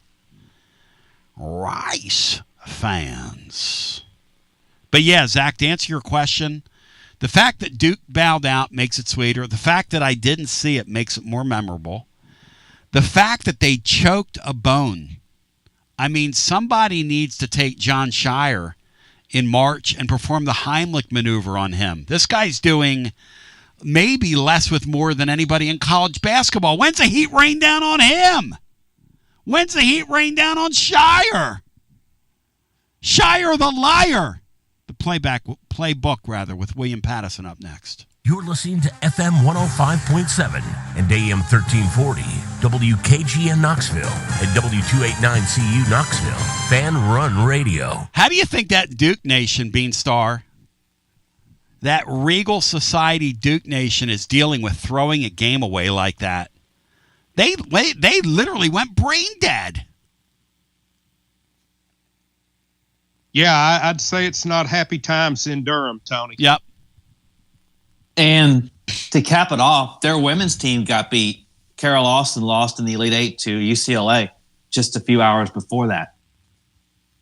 That is a cap off, Bino. So a double whammy for them. Somebody's asking about the Wilkinson kid from Georgia. Tennessee's interested in him, yes. Dave, I just looked, okay? The tide is high and I'm holding on.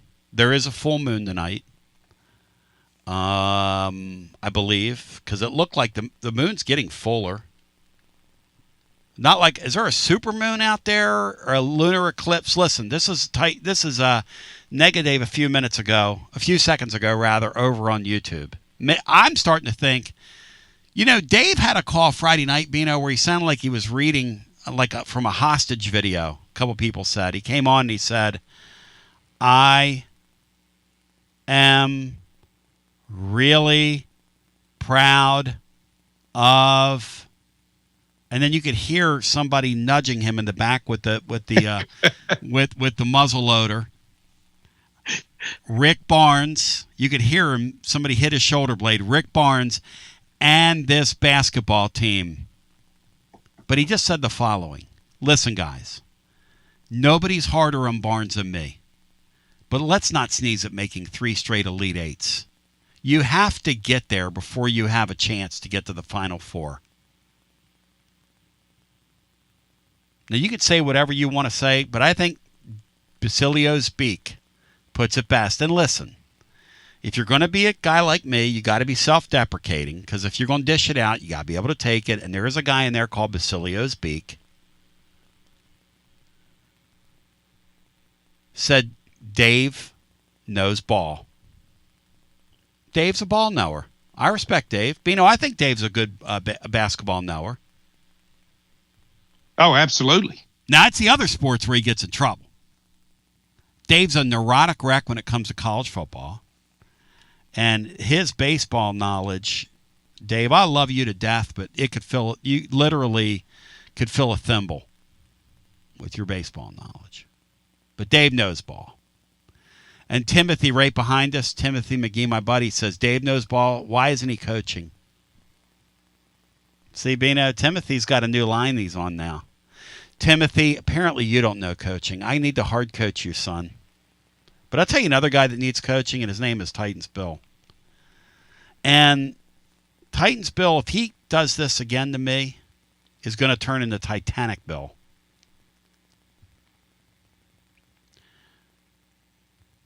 Because I got 2 calls from him yesterday. The first one is, The second one happened at 11:53 after he woke me up at 7. And if you thought I was picking his call up at 11, I was going to cuss him out.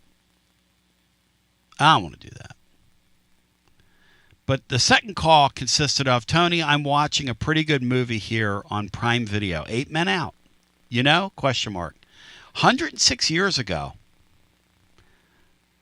Back when the Black Sox scandal took place. Love you, buddy. Bye-bye. It is a good movie. 8 Men Out. What was Simo's tweet? Everybody's asked me about Simo's tweet. Brian, did Simo cut a promo on our fans?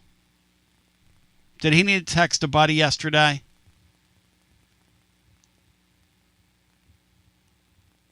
He did reply. I forgot what the tweet was about, but he did reply to one of these, I guess, one of these fans that tweets around the clock and stuff. You know who I'm talking about. He did reply. I can't remember exactly what the tweet was about. I have to go back and try to find it. So he was like replying to a Twittiot? Yeah, that's what I'm trying to say.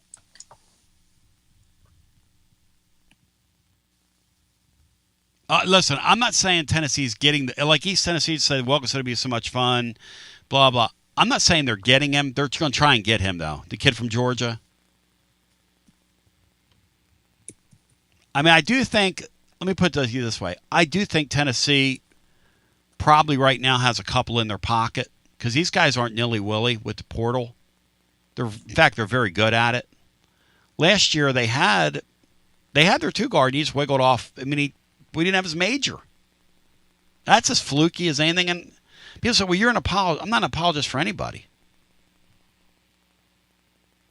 I've ripped Rick Barnes on here as down through the years. I mean, I'm not afraid to call things out when they happen. Okay, here it is. All right, hit it. Somebody said it took Elander all of 44 days to ruin the Vol baseball program. And then Christian Moore replied, you're actually insane if you think he ruined the program. And that's a controversy?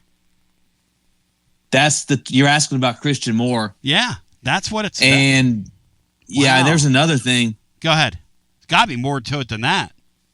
Yeah, another guy tweets out about how Tony Vitello got swept by the worst team in the league and struggled to make the tourney in 23 when Blake Burke and Christian Moore on the roster. Let Elander learn, let the players develop, and Christian Moore actually agreed and said exactly it's a process. So that's the two tweets that I guess they must be thinking about. So that's Bino, is any of that controversial to you? I don't say that doesn't sound bad to me at all. I hate to tell you, I 100% agree with him. Pretty mild. Pretty mild to me. Surely that's not what people are talking about. I wouldn't have brought that up. I wouldn't have brought that up without you. It's innocuous. Why would anybody bring that up? Why would anybody bring that up? Or you mentioned it. I mean, Simo's right. What did I miss? Tony Vols, did he walk on water when he was here? I mean, he wasn't exactly what you'd call an Einstein managing baseball games. He just out-recruited everybody. You know why? Because he knew the best teams won baseball games. Inevitably, if I have better players than you, I'm going to win. Now, I will say this about Friday night, and then this is all I'm going to say. That small ball baseball, when you have your three-hitter in the hole, if you don't have more confidence in that kid, get him out of the damn lineup or quit hitting him third. And that's all I'm going to say about it. Because that makes taking a college baseball pitcher that's starting to unravel and taking the pressure off of him by giving an out there away with some biddy ball tactic, which is all that is, some 11-year-old baseball tactic. And they've tried to do it twice this year. We're off the air. It's bullshit. Okay, I don't want to watch that kind of baseball. No offense to Josh Elander. No offense to anybody involved. I know that's going to get back to him. Whatever. That's bullshit baseball. Okay? Sorry. And if you keep playing that way, you will have 500 people come into your games. I'm not trying to be funny here. Okay? So let me play Titans Bills call now. And this is why Tony woke up in such a good mood today. Because when I was supposed to be getting my beauty rest, I got awakened for this message that I didn't get till later in the day, but this is my man here sharing it with me, breaking it down scientifically. Well, Tony, the UT men's basketball season, the youth season is going to end today. The UT baseball team sucks. And the UT lady vol softball team sucks. Of course, you know how I feel about Karen Weekly. Ooh, ooh, ooh, ooh. Bye. So that's what I got awakened. That was the urgent message that I had to have at 7:30 yesterday morning. Now, who wants to trade lives with me? Anybody want to trade lives? Or you can change your number. There are times when you when you go look in the mirror and you just kind of reevaluate your life and sort of where it's going. And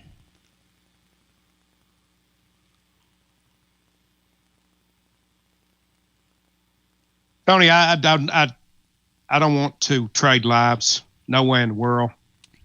I wish yours would quit leaking over into mine as it does. Because about, let's see, I don't know, about noon, 12:30 or so, I was away from the phone and I got a call. And mine was a combined Holy Joe and Titans Bill. Oh, my God. And they both hummed the Hail to the Victors to me, the entire the disco version. And then while my poor voicemail was a captive audience, they spent the next 5 minutes for some reason talking about the Chicago White Sox. So I guess it was right after Bill had watched 8 Men Out. You're telling me that those two geniuses called you before the game? Yes. No, it was before the game. Yeah, before the game. Yeah. It was an hour and a half or so before the game, but yes.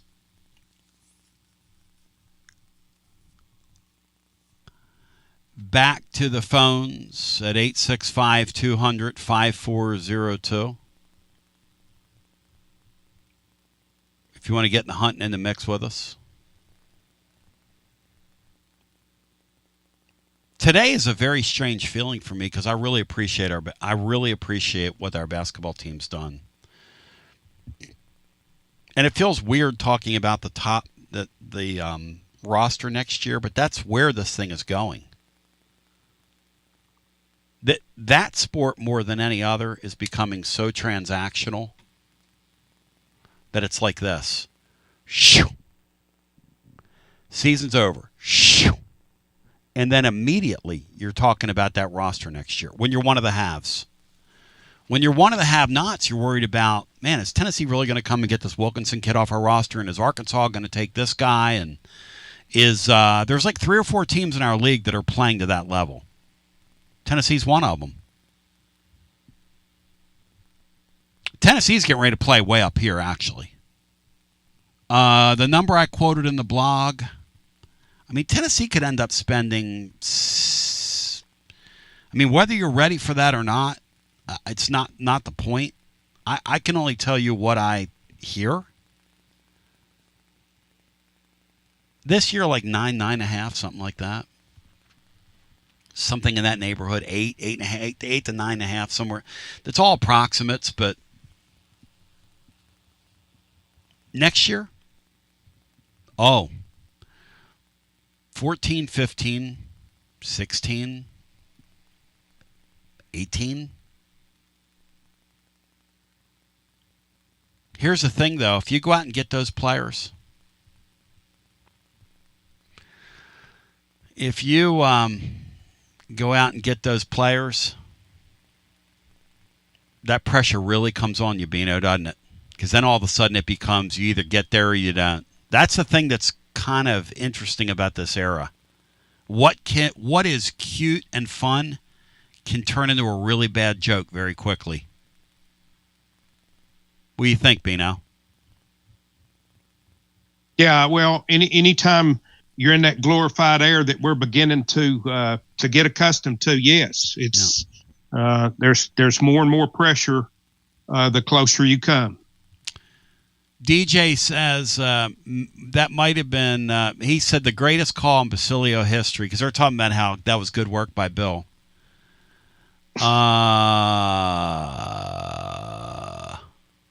He says the following. His favorite call maybe in the history of the show is when Bino asked Roger his favorite woman of color. And he said what, Bino? Do you remember? And Titans Bill agreed with him. Do you remember? Yes. He said Heather Harrington. Back to the phones we go. Hello and welcome in. You're on the air. Hey, Tone, am I on? You are on, Boy Billy. Boy Billy from Harriman, Tone. Hey, man, I want to know what's up with this family reunion thing you got. You've been mentioning about once a week, man. I mean, where you stand up in this so my thing? my grandmother, my grandmother, when she was alive, we would have her, and she was like in her 90s, so we'd always have a birthday party, celebrate her birthday, and it always fell in May. And she lived to be late 90s, so for like 15 years we would gather. And I had 36 first cousins, and they populated like fish. And so we had all these players. We'd have the young kids, and then they have the older people, and then and I was like Minute Bowl in my family, like touching 5'11". I was touching the sky in my family. There you go, man. I mean, some real players out there or no? It's a bunch of Italian people like Jalen Carey. I mean, there were a couple young kids that could shoot the ball, but nobody that Boy Billy from Harriman would have his eyes on. I mean, you still gonna do it this year, or is it done? Oh no! She passed away like 30 years ago, 25. So she dies and the party stops. I mean, y'all just stop doing it? Yeah. Oh, all right. Well, I mean, speaking of family, Tom, I got to be honest, man. I'm kind of amazed at all this community and family you built around the show, man. It reminds me of one of my favorite, and I mean favorite Bob Dylan quotes. You ready for it? Mm-hmm. I was born very far from where I'm supposed to be, so I'm on my way home. And man, I gotta say, just on behalf of all of us out here in East Tennessee, man, we're glad you came on down here from Pennsylvania to Tennessee, man. That's a sweet thing to say. Oh yeah, man. I also want to say thanks for opening up this thing. Community mindset, and personally giving me platform to express all my creativity and insights, man. It came at a good time for me when I was bored and needed a little creative outlet. Well, I saw, man. Yeah, I saw something, Boy Billy, that reminded me of you over the weekend, and it was Bob Dylan. Somebody posted a Bob Dylan in the Classic Rock Reddit I was looking at, and it was from the Grammy Awards 1980 when he performed "You Gotta Serve Somebody." And he is an awesome, incredible artist. I love Bob Dylan. Love him. Yeah. I love him too, man. Hey, man, I got to tell you, man, I'm on my way out here, but I just want to say thanks again, man. And be honest, before I called in that first time, man, I didn't know who you were. I never listened to your show. Mm-hmm. But since then, since you let me ramble on and, spew for a while, man, I've been listening every day. I love this shit, man. Thank you, Boy Billy. You're a good man. I'm still waiting for you to blog, you clown. It's coming. See you, Boy Billy. I think Boy Billy be a good blogger, Bino, don't you? Oh, absolutely. With his he humor. is creative, very creative. What do you think of the jobs that Kyle's doing? I'm on our blog. Not Kyle or Byron? Byron, I'm sorry. Byron, I'm so tired. I thought about it as soon as I said it. Byron's been the great Byron Byron's Williams. been fantastic. He was a great addition. That thing he wrote today is such a sweet sports fan, going through his memory and how excited he was. And that's why when I saw people in the park, I'm not there to take the piss out of anybody. If you think I see you Saturday in the park and you think the Vols are winning, I ain't gonna go, I have a chance. I'm not doing that. That's one thing I've learned down through the years is just shutting the hell up, just swallowing it. Let your friends enjoy it. And if a beatdown happens, the beatdown happens. But the great Bob Dylan, man, had so many lines like Ken Boyd says, when you got nothing, you got nothing to lose. We do like a Rolling Stone, and that's such a great song. We do Heaven's Door too, Knocking on Heaven's Door, which is just so profound.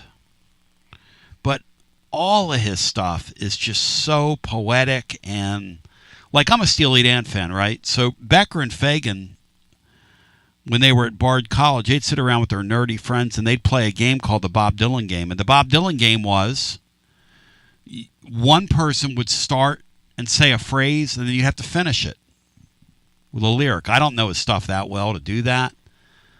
But if those guys, who are among the best lyricists of all time, those guys wrote subversive alternative music before there was such a thing, and couched it in extended jazz chords. It's essentially what they did. And basically got the last laugh. And if those guys are devotees of him, plus the great Jimi Hendrix was infatuated with Bob Dylan. And it's not so much Bob Dylan's performing, because, he does kind of sing God knows what. But it's just the coolness, the authenticity of those songs. Let's go back to our phones.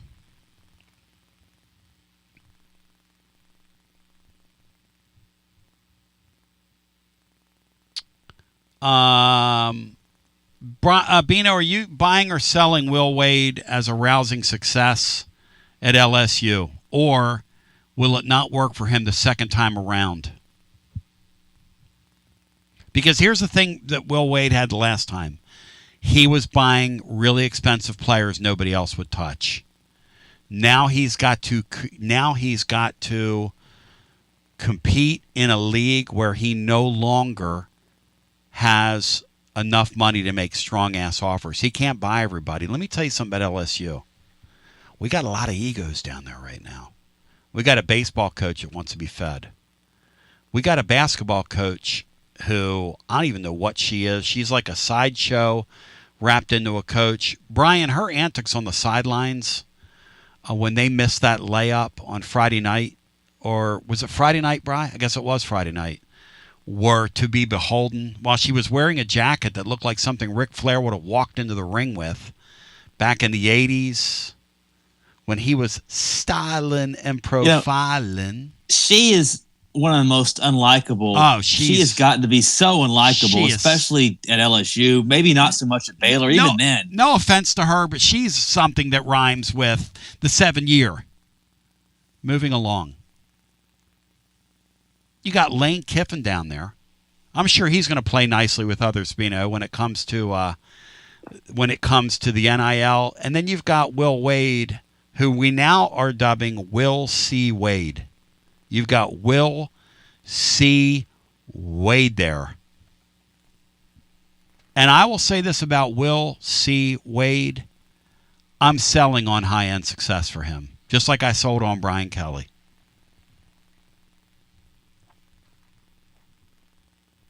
What do you think, Bino? Will Tony, C. Wade. He's already been successful there once. Yep. I think he'll have a good basketball program there the second time around. But like you said, there's much more even playing field than there was at that time, and seemingly more teams in this conference willing to put big money on the basketball side. I mean, Mulkey,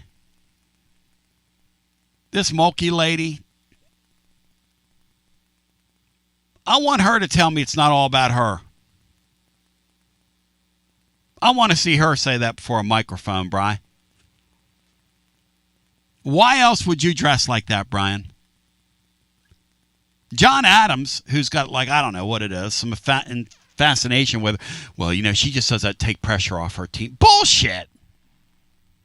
She does that because it's all, and I mean all, about her.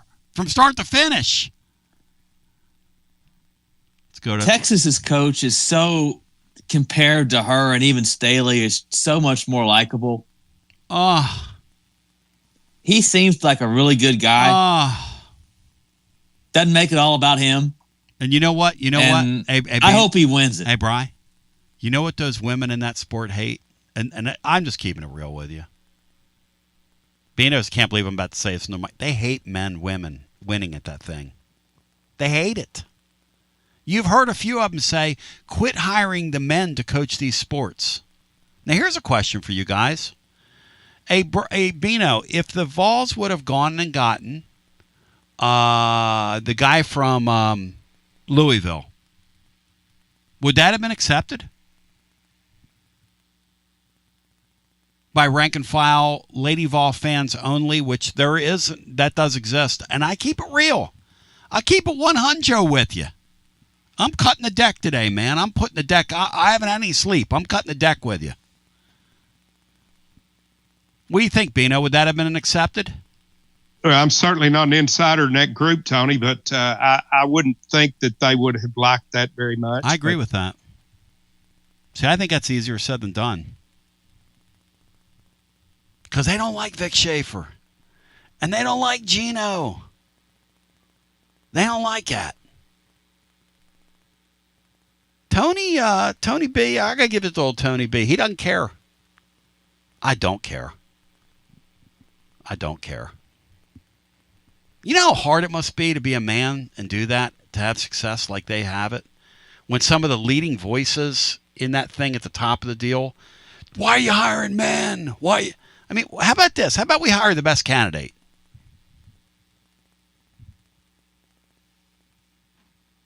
But it's very, very interesting. That's always been an interesting thing to me. The whole Gino thing, man. I'll bet that'd be an incredible book one day to be written. But let's go back to our phones. 865-200-5402. I just think that's an interesting thing to say out loud. Because it truly does exist. And you're right, Bri. That Schaefer guy is a very, very likable dude. Personally, my favorite coach in the deal right now is the lady from South Carolina, because she reminds me of those Philly people. She laughs, and she does not care. And she keeps it real. You watch her before a microphone, she keeps it 100% of the time. And listen, Talasha Cooper is a very skilled, very good basketball player. She was never going to make it with Dawn Staley. You think Dawn Staley was going to put up with her Barbara Streisand? You're out of your damn mind. She looked at her and said, I don't care how talented you are, you're getting into the portal. We ain't messing with you. Hello and welcome in. You're on the air. And that's the truth. Second time around is better than the first time, Tony. Second time around by Shalimar. Not a bad jam. A young Jody Watley. Bino, you ever heard that song? Absolutely. That's not a bad jam right there. I think that was her and was that Howard Hewitt and her trading vocals on that? That's a pretty good little jam right there from the 80s. Jody Watley from... that's her. Soul Train dancer. Yeah. Soul Train, yeah. Second. On the Solar record label that was owned by the great Don Cornelius. Shalimar put out some good jams. Yeah, and you know who else was on Solar, Bino? Your boys from Midnight Star when they did Wet My Whistle. Get out of here. No, sir. Solar Records. Look it up. Hey, Tony, I'm glad to hear a shout-out for the late, great Roger. Will never be forgotten by the living fan. That was a great take by Roger that day when Bino called me later and he said, Bino said, that's one of the greatest things I've ever heard. The greatest bit on Tony Basilio's show history is when, no matter what you did for Roger, he always believed Jimmy more than you. Incredible. and one time I was driving him home on something. We had him out to, I don't know, Dixie Kitchen, somewhere like that. And I said, Roger, he goes, now, is that true? Is what you're saying on the air, is that true? I said, well, Roger, what do you mean is that true? He said, well, Jimmy not saying it. I said, Roger, I said, And I would keep it real, Roger. I'm like, Roger, I'm getting ready to give you a ride home, man. Do you believe me or Jimmy? And he did that thing, that face he would make, kind of smile, kind of tooth his smile. He went, Jimmy. And I said, Roger, get in the car. Get in the car. And I drove home, and I was so pissed off. I come to Laura, and she goes, you're mad at him? I said, yeah, he just pissed me off. And by the way, I'll say this. The reason he chose Heather Harrington is she was so sweet and good to him. There were some people at that radio station that weren't. But Roger, she was really good to him. And you know who else was really good to him was Jacoby was really good to him. Who else was really good to him? Doc was good to him. They were good to him. And Will, was it Will? No, Josh Ward, I'm sorry. Josh came to his funeral, which was incredible. A couple of those guys came. Yeah, I thought the radio community, Russell Smith, people, I'm proud of our business, thinking about it. They put their arms around Roger. I'm proud of that. I'll tell you what I was thinking about the other day. Yeah. It's when Goldbrick Joe was squiring Roger around everywhere. Yep. He actually invented Uber Eats before anybody knew about it. We took Roger to wrestling one night, and Anthony was real young. And the only reason Anthony wanted to go is that Roger went. Because Anthony's like 9 years old, okay? And I'm begging him to go to wrestling with me. I want my son so badly to like this. And he consented to do it because Roger was there. And my son the whole time after we were done goes, Dad, I cannot believe you like that. It's so stupid. It's so fake. But the one thing that he loved was after Roger was basically on scholarship the whole night. And we got him the program, and all those things or whatever. But then he gets, on the way home, we stopped and he got himself 44 McNuggets.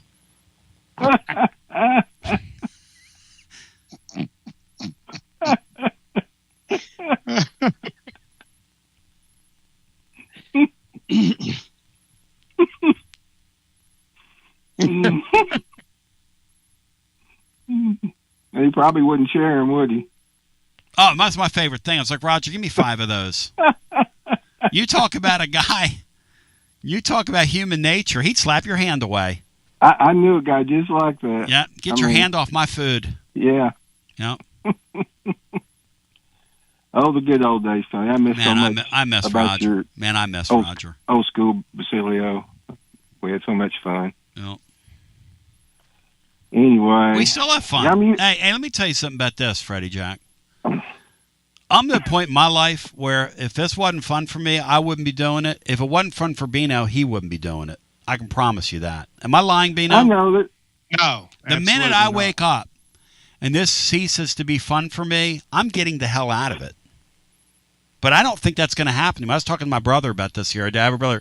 It's exactly 10 years older than me, and he's like, I can't retire. And I'm like, well, why would you retire?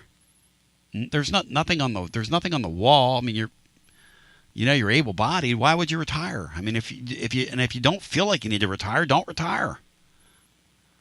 Now, I will say I've got to figure out a way not to stay up till 5 o'clock in the morning. At my age, but I got a few things in the works. We'll see what happens. Yeah, I mean, there's a lot of fun stuff, Tony. But yep. There's something magical about early Bruce Pearl, early Tony Vitello. Yep. Something magic, when I first started listening to you. Do you like him, Bino, the backhand compliments? Do you like him, Bino? Well, that wasn't a backlight. I mean, that wasn't. No, it's like saying you're just roached. No, I wasn't saying that at all. Freddie, a guy on the YouTube. Who are you, by the way, on the YouTube chat, Freddie? I'm pretty much audio only. A guy asked me. Well, it's a good thing because you could really see what I look like right now. A guy. Oh, I did. I did see what you look like. This ought to be you good. You do kind of look like Paul Bear.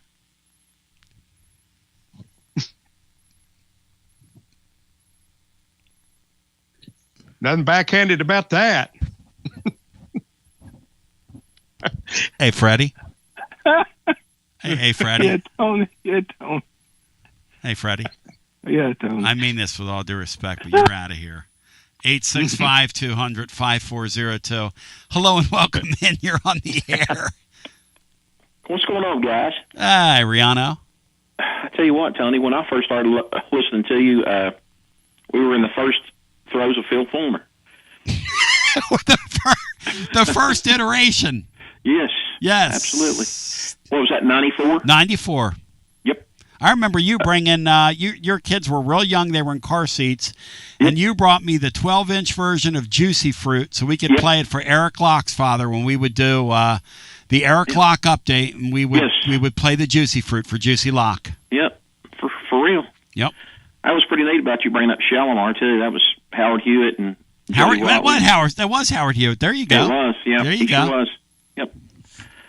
Tony, when you brought up Roger, I can't help but remember the last time I saw him, I was over at Powell at a high school football game, and Roger was at the concession stand, and I introduced myself to him. I'd never met him before, and needless to say, man, he was loading up. He was ready to roll, and had that big smile on his face.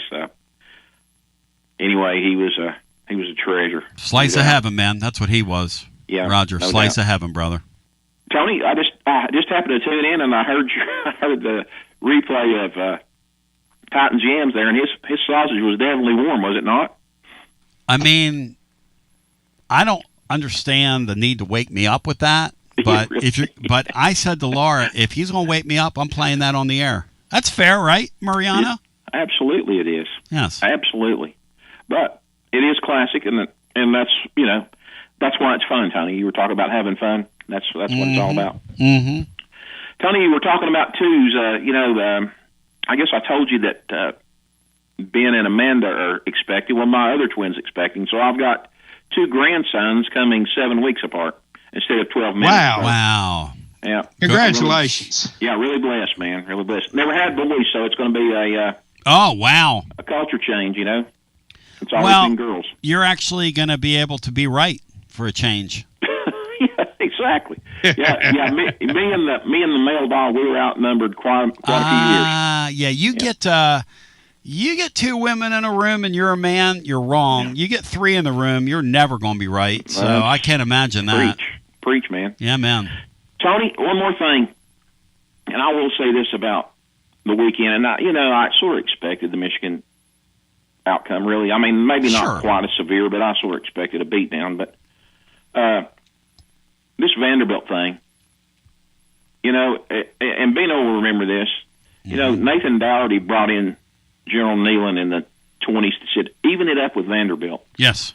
Well, Dr. Danny, let's even it up with Vanderbilt. They've been, I don't know what they spend on athletics, but whoever their athletic director is has been getting it done. Candace Lee. You just got to give them credit. They've been getting it done. It's a lady. Candace Lee, it's a lady, and they're getting it done. No question. With a whole lot less resources. Let me tell you, that basketball coach at Byington guy is a damn good hire. That's what he is. A damn good hire. Clark Lee's a great hire. A great hire for them. Great hire. Yes, sir. And even the ladies basketball, what's her name? The girl from Connecticut. She's excellent now. Yeah. So I mean, every major sport they've schooled us this school year. I mean, they have schooled Tennessee in every sport, major sport. Yep. So it's time to look inward and say, hey, Dr. Danny, instead of worrying about prices, let's just beat Vanderbilt. Let's beat Vanderbilt in something. Great show, guys. Talk to you soon. Thank you, brother. Yeah, let's beat Vandy in something. That ought to be Danny White's commission. It is weird being able to lose to Vandy like that. Oh, yes. Across the board. That's even worse. I hadn't even considered that. Kind of unprecedented. That baseball series would have been torturesome if it would have come against anybody, but for them to do that to us, it's almost like, I don't know, it's like it was cosmic or something. I'm telling you, I'm on the phone with a buddy of mine yesterday who wanted to make sure I was watching it, and I'm like, I've been watching the whole game. Of course I'm watching it. I was talking to Russell Smith yesterday in the afternoon, and I was kind of out running some errands and listening to the game, or had it on YouTube and TV, and just following along, and the runs were so plentiful. And I'll say this for Berkey and also Tom Hart. At one point, they were just having like a baseball conversation about something. And a run scored. It was the go-ahead run for Vanderbilt, scored in the fourth. And I don't know if you guys were watching this at the time, but Tom was so like nonplussed by it. He was like, yeah, and the ground out to the shortstop, and the runner scores, and it's 6-5 or whatever it was. But the implication was that that's one of many that are going to be scored today, and I'm not going to sell hard for it. And that's kind of how he called the game. Yeah, I thought Berkey and Tom did an excellent job. Yeah. I tell you, Tony, I got in the car several times over the weekend and was listening on the radio. Mm-hmm. And to be losing like at the Vandy and in the background hear that Whistler, I'm glad that's as close to hell as I'll ever get. Amen to that, Bino. Could you imagine sitting around that guy while that inning was unfolding yesterday? Tweet. He has this cadence he does. And Bino's right. They had that microphone positioned. I don't know if they do that to I got to ask Berkey about that, if they're gaslighting us, because there's no way a whistle should be that loud. But it really cuts through. So let's go to the phones. Somebody asked me, okay, I want to address this because tomorrow on the blog, I'm going to have a full write-up. Let's see.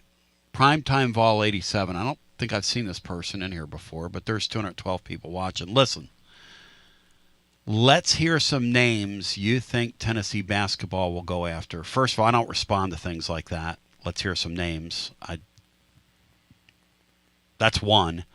Two, I know some names that they already basically have on the hook. I'm not going to get into it. I will deal in hints, though. I think there are a couple players in the SEC that are going to surprise people Tennessee is involved with. I do think they're going offense first. I do believe that the Wilkinson kid from Georgia is one of the guys that they're involved with.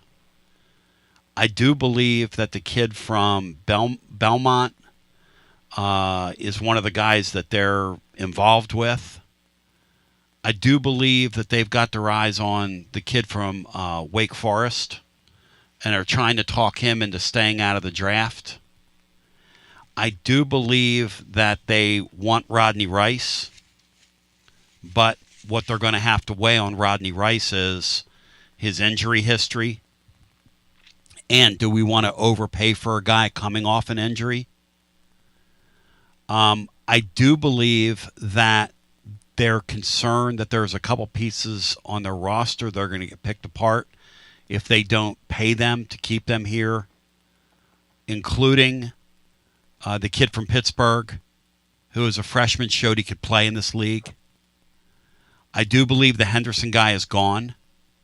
I do believe Bishop Boswell, when he sees what's going to happen over the next 15 days, will be a flight risk to go. I do think they want Phillips back. I do think they want Brown back. I do think they feel like they've got a very good front line, but are going to try to add another front line piece. If that makes any sense. It's probably redundant. But I will tell you this. I do think they're going to swing for the fences. I have shared a couple names with Bino. Bino, would you agree that if they get home with those people that this place is going to get on fire, lit on fire, Bino? I do, Tony. I do. I think people feel like we're on the cusp. And if this next team is constructed better offensively than this team was, I think there's going to be a whole lot of excitement going into next season. Bino, what do you believe, Bino, about paying Estrella? Would you do it? Or would you put that money in somebody else? That's where we're at now. That's where we're at in the sport. And that's where they're at. They're having these conversations. It's going to take at least $1.5 million to keep him, minimum. I think I would keep Estrella. I think he's right on the verge of being a really good offensive post player. I believe I would keep him. Brian? Estrella, you keeping him? Yeah, I would. I definitely would.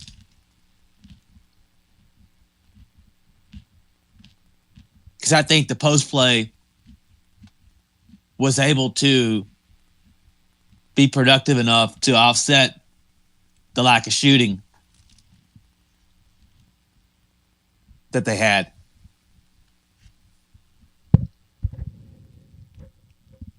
I'll tell you what I saw in Estrella this year as a guy whose offensive game developed. And if he can stay healthy in the offseason and put on a little weight, he might be able to realize his potential. It'd be a shame to let him go now. One thing I would consider, Tony, is if they add all of these other offensive pieces, and there's a cheaper rim protector type player like Okpara, I might make that swap. Because I think Okpara was huge for us just in the way that he could be our rim protector. And I'm not sure Estrella is ever going to be that. Yeah. And James Daniel Fourth is right. Estrella will get more than $1.5 million. You might be right. That's a figure I hear. And maybe he gives Tennessee a discount to stay. I don't know. But the money they're paying big people that show a pulse now is insane. And Tennessee's got, if they feel like if they bring him back, they've got 3 of them. Because Phillips is a really nice athlete. He'll fit in what they're going to try and do next year. He's an athlete first, but he can make plays. He can, he's got he's pretty good on defense. He's, the Brown kid's going to be a great player. A great player here. Evans is a guy that's going to get, if they're not careful, is going to get poached away from here. I got him in the 50-50 category as to whether he's back next year. So, I love Estrella. I think he's got so much potential if he can just get his body to cooperate. And that's the question for me. At what point is it wish casting when you start paying a guy like that big money? And I think, Bino, that's a fair thing to look at. I think, look, these are professional sports now. I think that's a fair thing to say out loud. I mean, at least, don't you? Sure. And that's you part of have it, to. 'cause I love You have him. to make hard decisions. Yes. Hard decisions. I love him in terms of his upside as a college player. Look, those sweet baby hook shots on the baseline, that doesn't grow on trees. That footwork. Now, Maury's right. He's light in the ass, and he gets shoved around. There's no question that's true. And that's Maury, from a scout's perspective. But and James Daniels right, who I've screamed at on here a time or 20, he hadn't had a healthy offseason since he's been here. What if he does? Then you just throw away a very good player over chump change in the modern game. $1.5 million, that's nothing in that sport right now. I'm telling you, we've gone from a few years back, Dalton Knecht being a $400,000 player. Dalton Knecht right now is a $4 to $5 million basketball player. Maybe more than that. maybe more than that. So let's go to the phones and get our next call in. Hello and welcome. You're on the air. Gino, Jeff. Did I get a Gino? I usually get a Ladios. Hello and welcome in. You're on the air.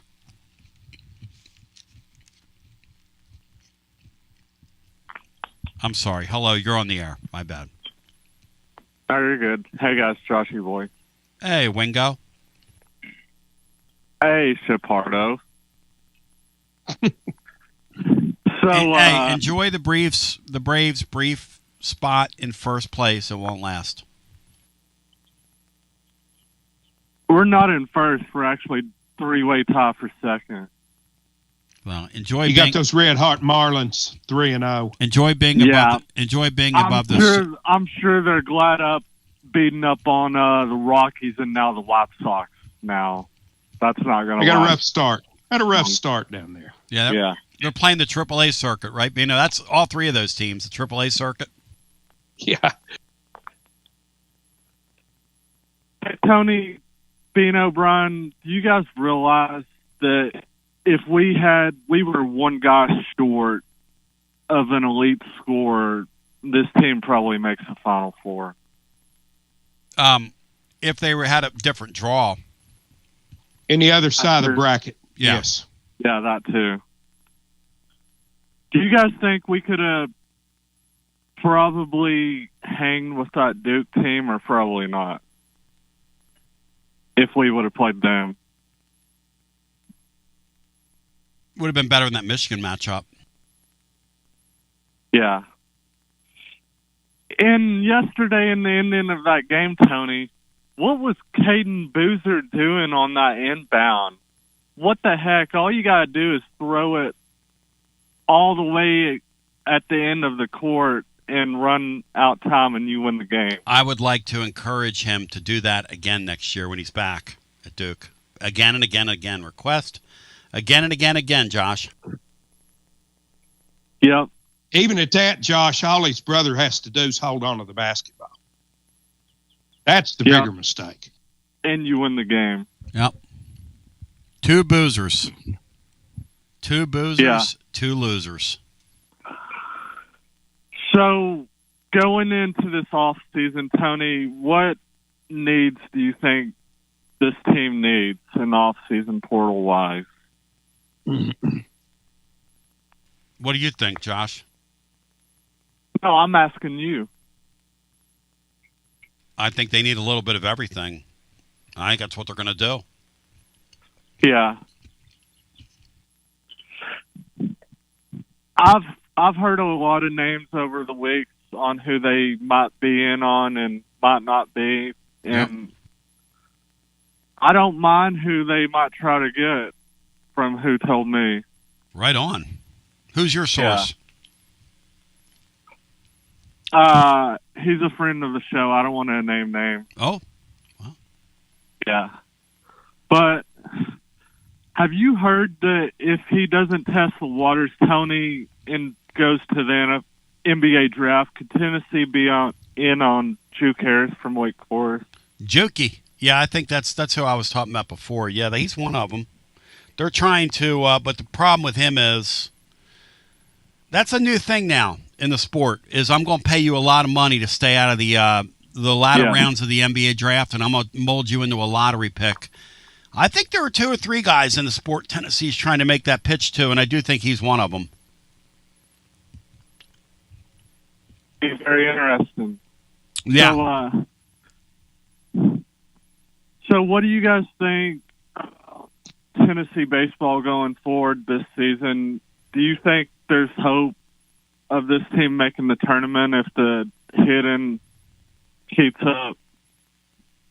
Because the pitching is all right. Do you think all right. if the hitting keeps up? Tennessee, for a college baseball team, has excellent pitching. They have plus pitching. Bino, what do you think? We just need to get the bats going. What do you think, Bino? Yeah, I think pitching and defensive-wise, we're fine, yesterday aside. Yeah. I think that the the course of Tennessee's season is going to be determined by if they begin to swing the bats the way that I believe this team's capable of swinging it. Yeah.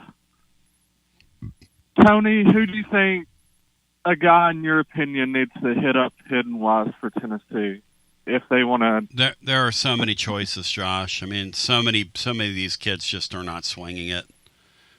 Look, you watch a 15-inning Vanderbilt game, and you see like 2 decent swings on the ball, and both of them come from Abernathy. I mean, there's something wrong with that.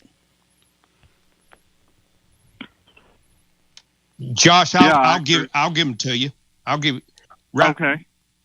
You absolutely have to have Blaine Brown become a stud for this team. That's what they signed him to be. That's what he has to be. Levi Clark has to swing the bat better. Myatt has to swing the bat better. And Lawless has to swing the bat better. If those guys, and they're all capable of doing it. All in that order. Well, those are the 4 guys. Brown's the most important. But I haven't heard anything on Lawless guys update-wise. Have we seen that anywhere? Because that was I haven't heard anything. That was a vicious looking Vanderbilt and their bullpen, Bino, they got some kids out there that are dangerous. They don't know where the ball's going. Yeah. Hey, Tony, out the door, is it okay with you first if I get clearance, if I can give the clipboard to your guy? You can do whatever you want to do. You don't need to get clearance on the clipboard. Oh, okay. So I took a flight to Philadelphia. When I landed, I walked down to Citizens Bank Park. I walked in the dugout. I took my clipboard. I turned that sumbitch sideways, and I stuck it straight up Rock Compton's candy ass. So you got to have the dismount in there as well. Hello and welcome in. You're on the air. Hey, Basilio, Bobby. Hey, welcome in, brother. I can't hold a candle to Josh's dismount there. No, it's art. That's art at work right there. That's right. I'll try to just do my best to keep up. Yesterday, I was actually I'm not happy with losing to Michigan like that, but that team clearly had no business being in the Elite Eight. It was an incredible coaching job. Yeah, to get there. It really was. It's like elite. And I hope that they take some of the money they were going to give to baseball and women's basketball next year and load up Barnes and let him make a run at it. Because I think 40 years is plenty for him, and I think that's what he's going to do next year. He's going to say 40 years is plenty. And I hope for his sake, you said it a while back, and he deserves to make Final Four here. He deserves to be the guy that takes us there. And it's just a shame that it wasn't the other day. Hey, Tony, you know how they always say a bracket opens up? You just got to hang in long enough, bracket opens up for you. You know, the last 3 years, do you know what the seed line is of the seeds we've played in the Elite Eight? It's got to be really easy. It's got to be 1-1-1-1-1. 1-1-1. It is 3 number 1 seeds. Well, but the bracket sure as hell opens up for us, huh? And they're getting harder. I just don't think we can Purdue was the most winnable game of the 3, and it wasn't winnable. Last year's game wasn't winnable, and this game was this thing here was a joke.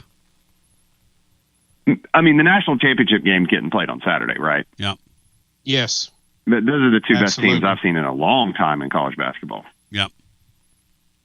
So it's kind of disheartening, I guess. I'm not going to be disheartened by that. But what is disheartening? That baseball team, they're not very good. They're not good.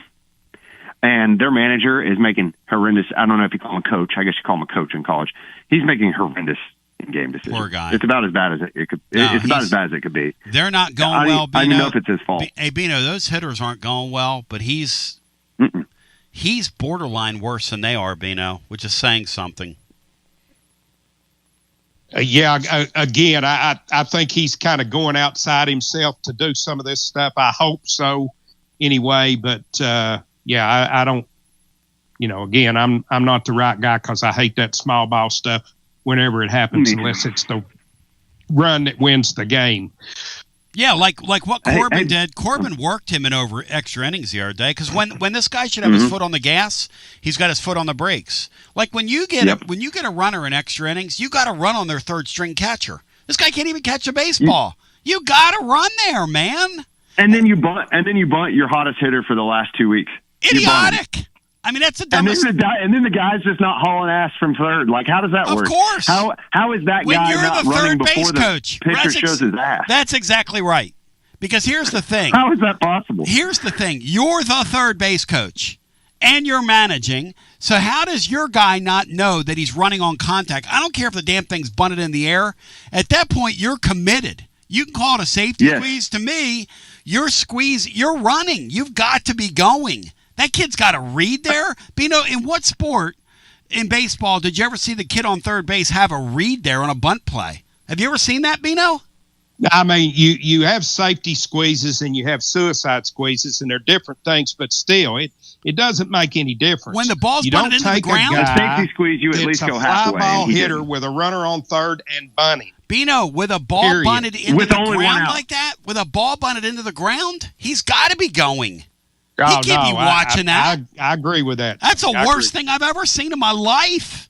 And if so, no offense to this Elander guy, I'm not sure he could be off to a worse start because I'm still pissed off about him with the thing they did at the Georgia series, which I'm willing to forgive.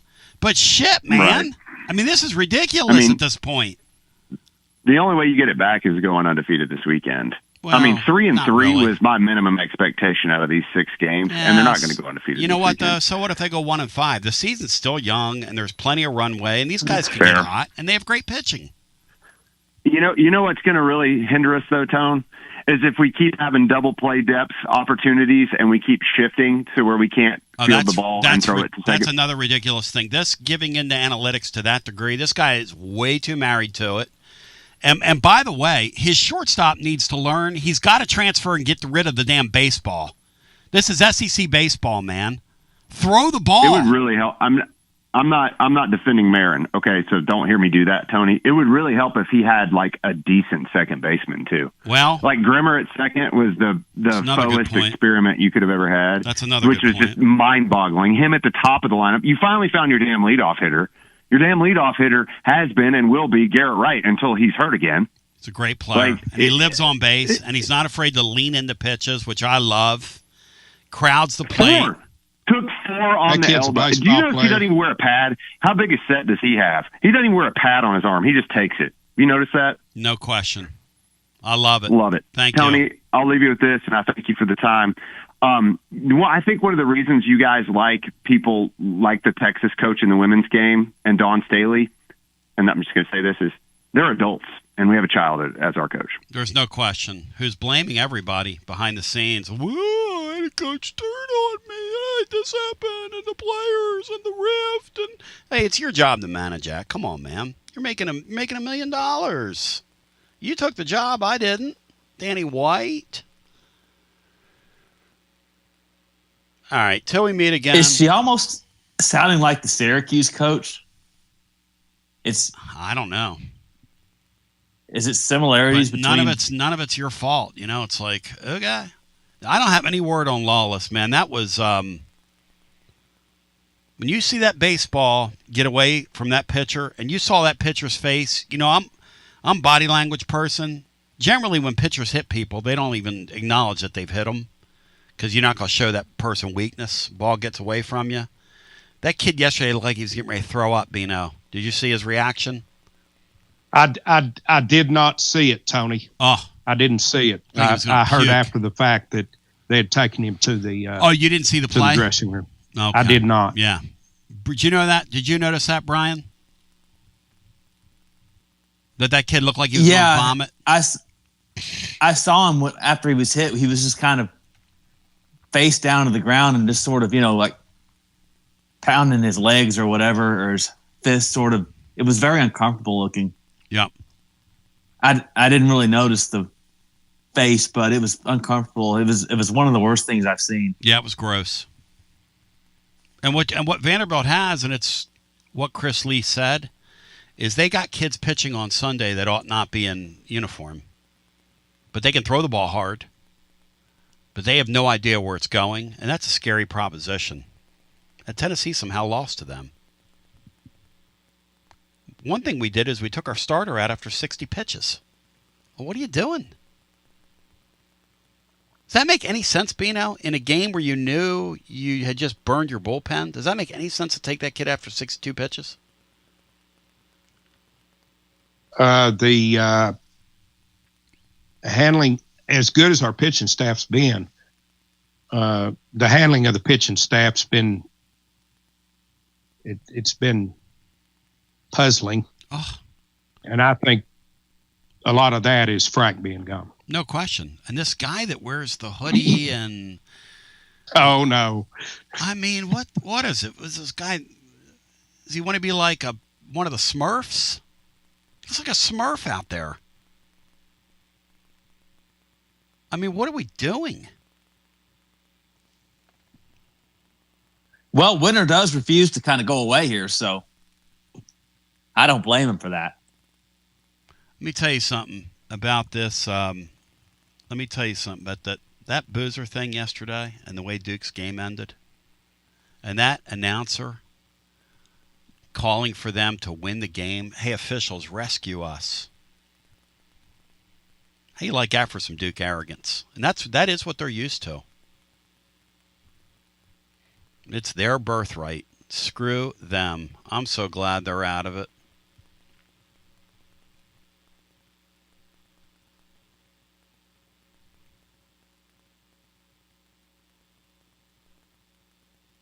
Wow. Bino, Brian, any final thoughts? I was only going to do like 5 minutes of overtime today, and for some reason I stayed on for an hour. That's just not me caring for myself, to be honest with you. But you did good, Tony. You only did 5 minutes of double overtime. I'm going to go get me a nice nap. But we are going to do a little deep dive into what the roster construction could look like next year from a addition, subtraction, and then speaking some generalities on the blog. I've shared some stuff with Bino. He's not going to share it with you, so don't ask him. But I wanted to put a little pressure on you, Bino. But Bino, now that you've heard a couple of these names, if they can do a quarter of that, how fired up are these people going to be? Going to be a fun time, Tony. Going to be a fun off season for basketball. Yep. Jalen Carey says he wants to be back next year. He's all in. He tells Bib McKee. That's good. That's good. High flyer. I wish him well. I wish him well. Don't know what's going to happen with him, but I wish him well. Bino, is that a guy you'd be excited to bring back? He's a tough guy. I don't know about excited to bring back, Tony. I appreciate how he played at the end of the season here. Had some nice games. Not sure. He'd have to come at a big discount. Yeah. Let me think here. This back to our phones person, whoever this is, just got a 24-hour timeout. I hope they enjoy it. And I might block you for life if you don't stop it, whoever you are. In the meantime, I love you. I appreciate you, Bino. Thanks, babe. See you Friday. Absolutely. Look forward to it, Tony. Thanks. Another award-winning, I love you. action-packed edition of the Tony Basilio Show is coming up next. Tips are always appreciated here at TonyBasilio.com. Home of the Tony Basilio Show. I got some people in the chat, just don't know when to say when, man. Y'all, it's not about you. It's not about you, y'all. Oh, man.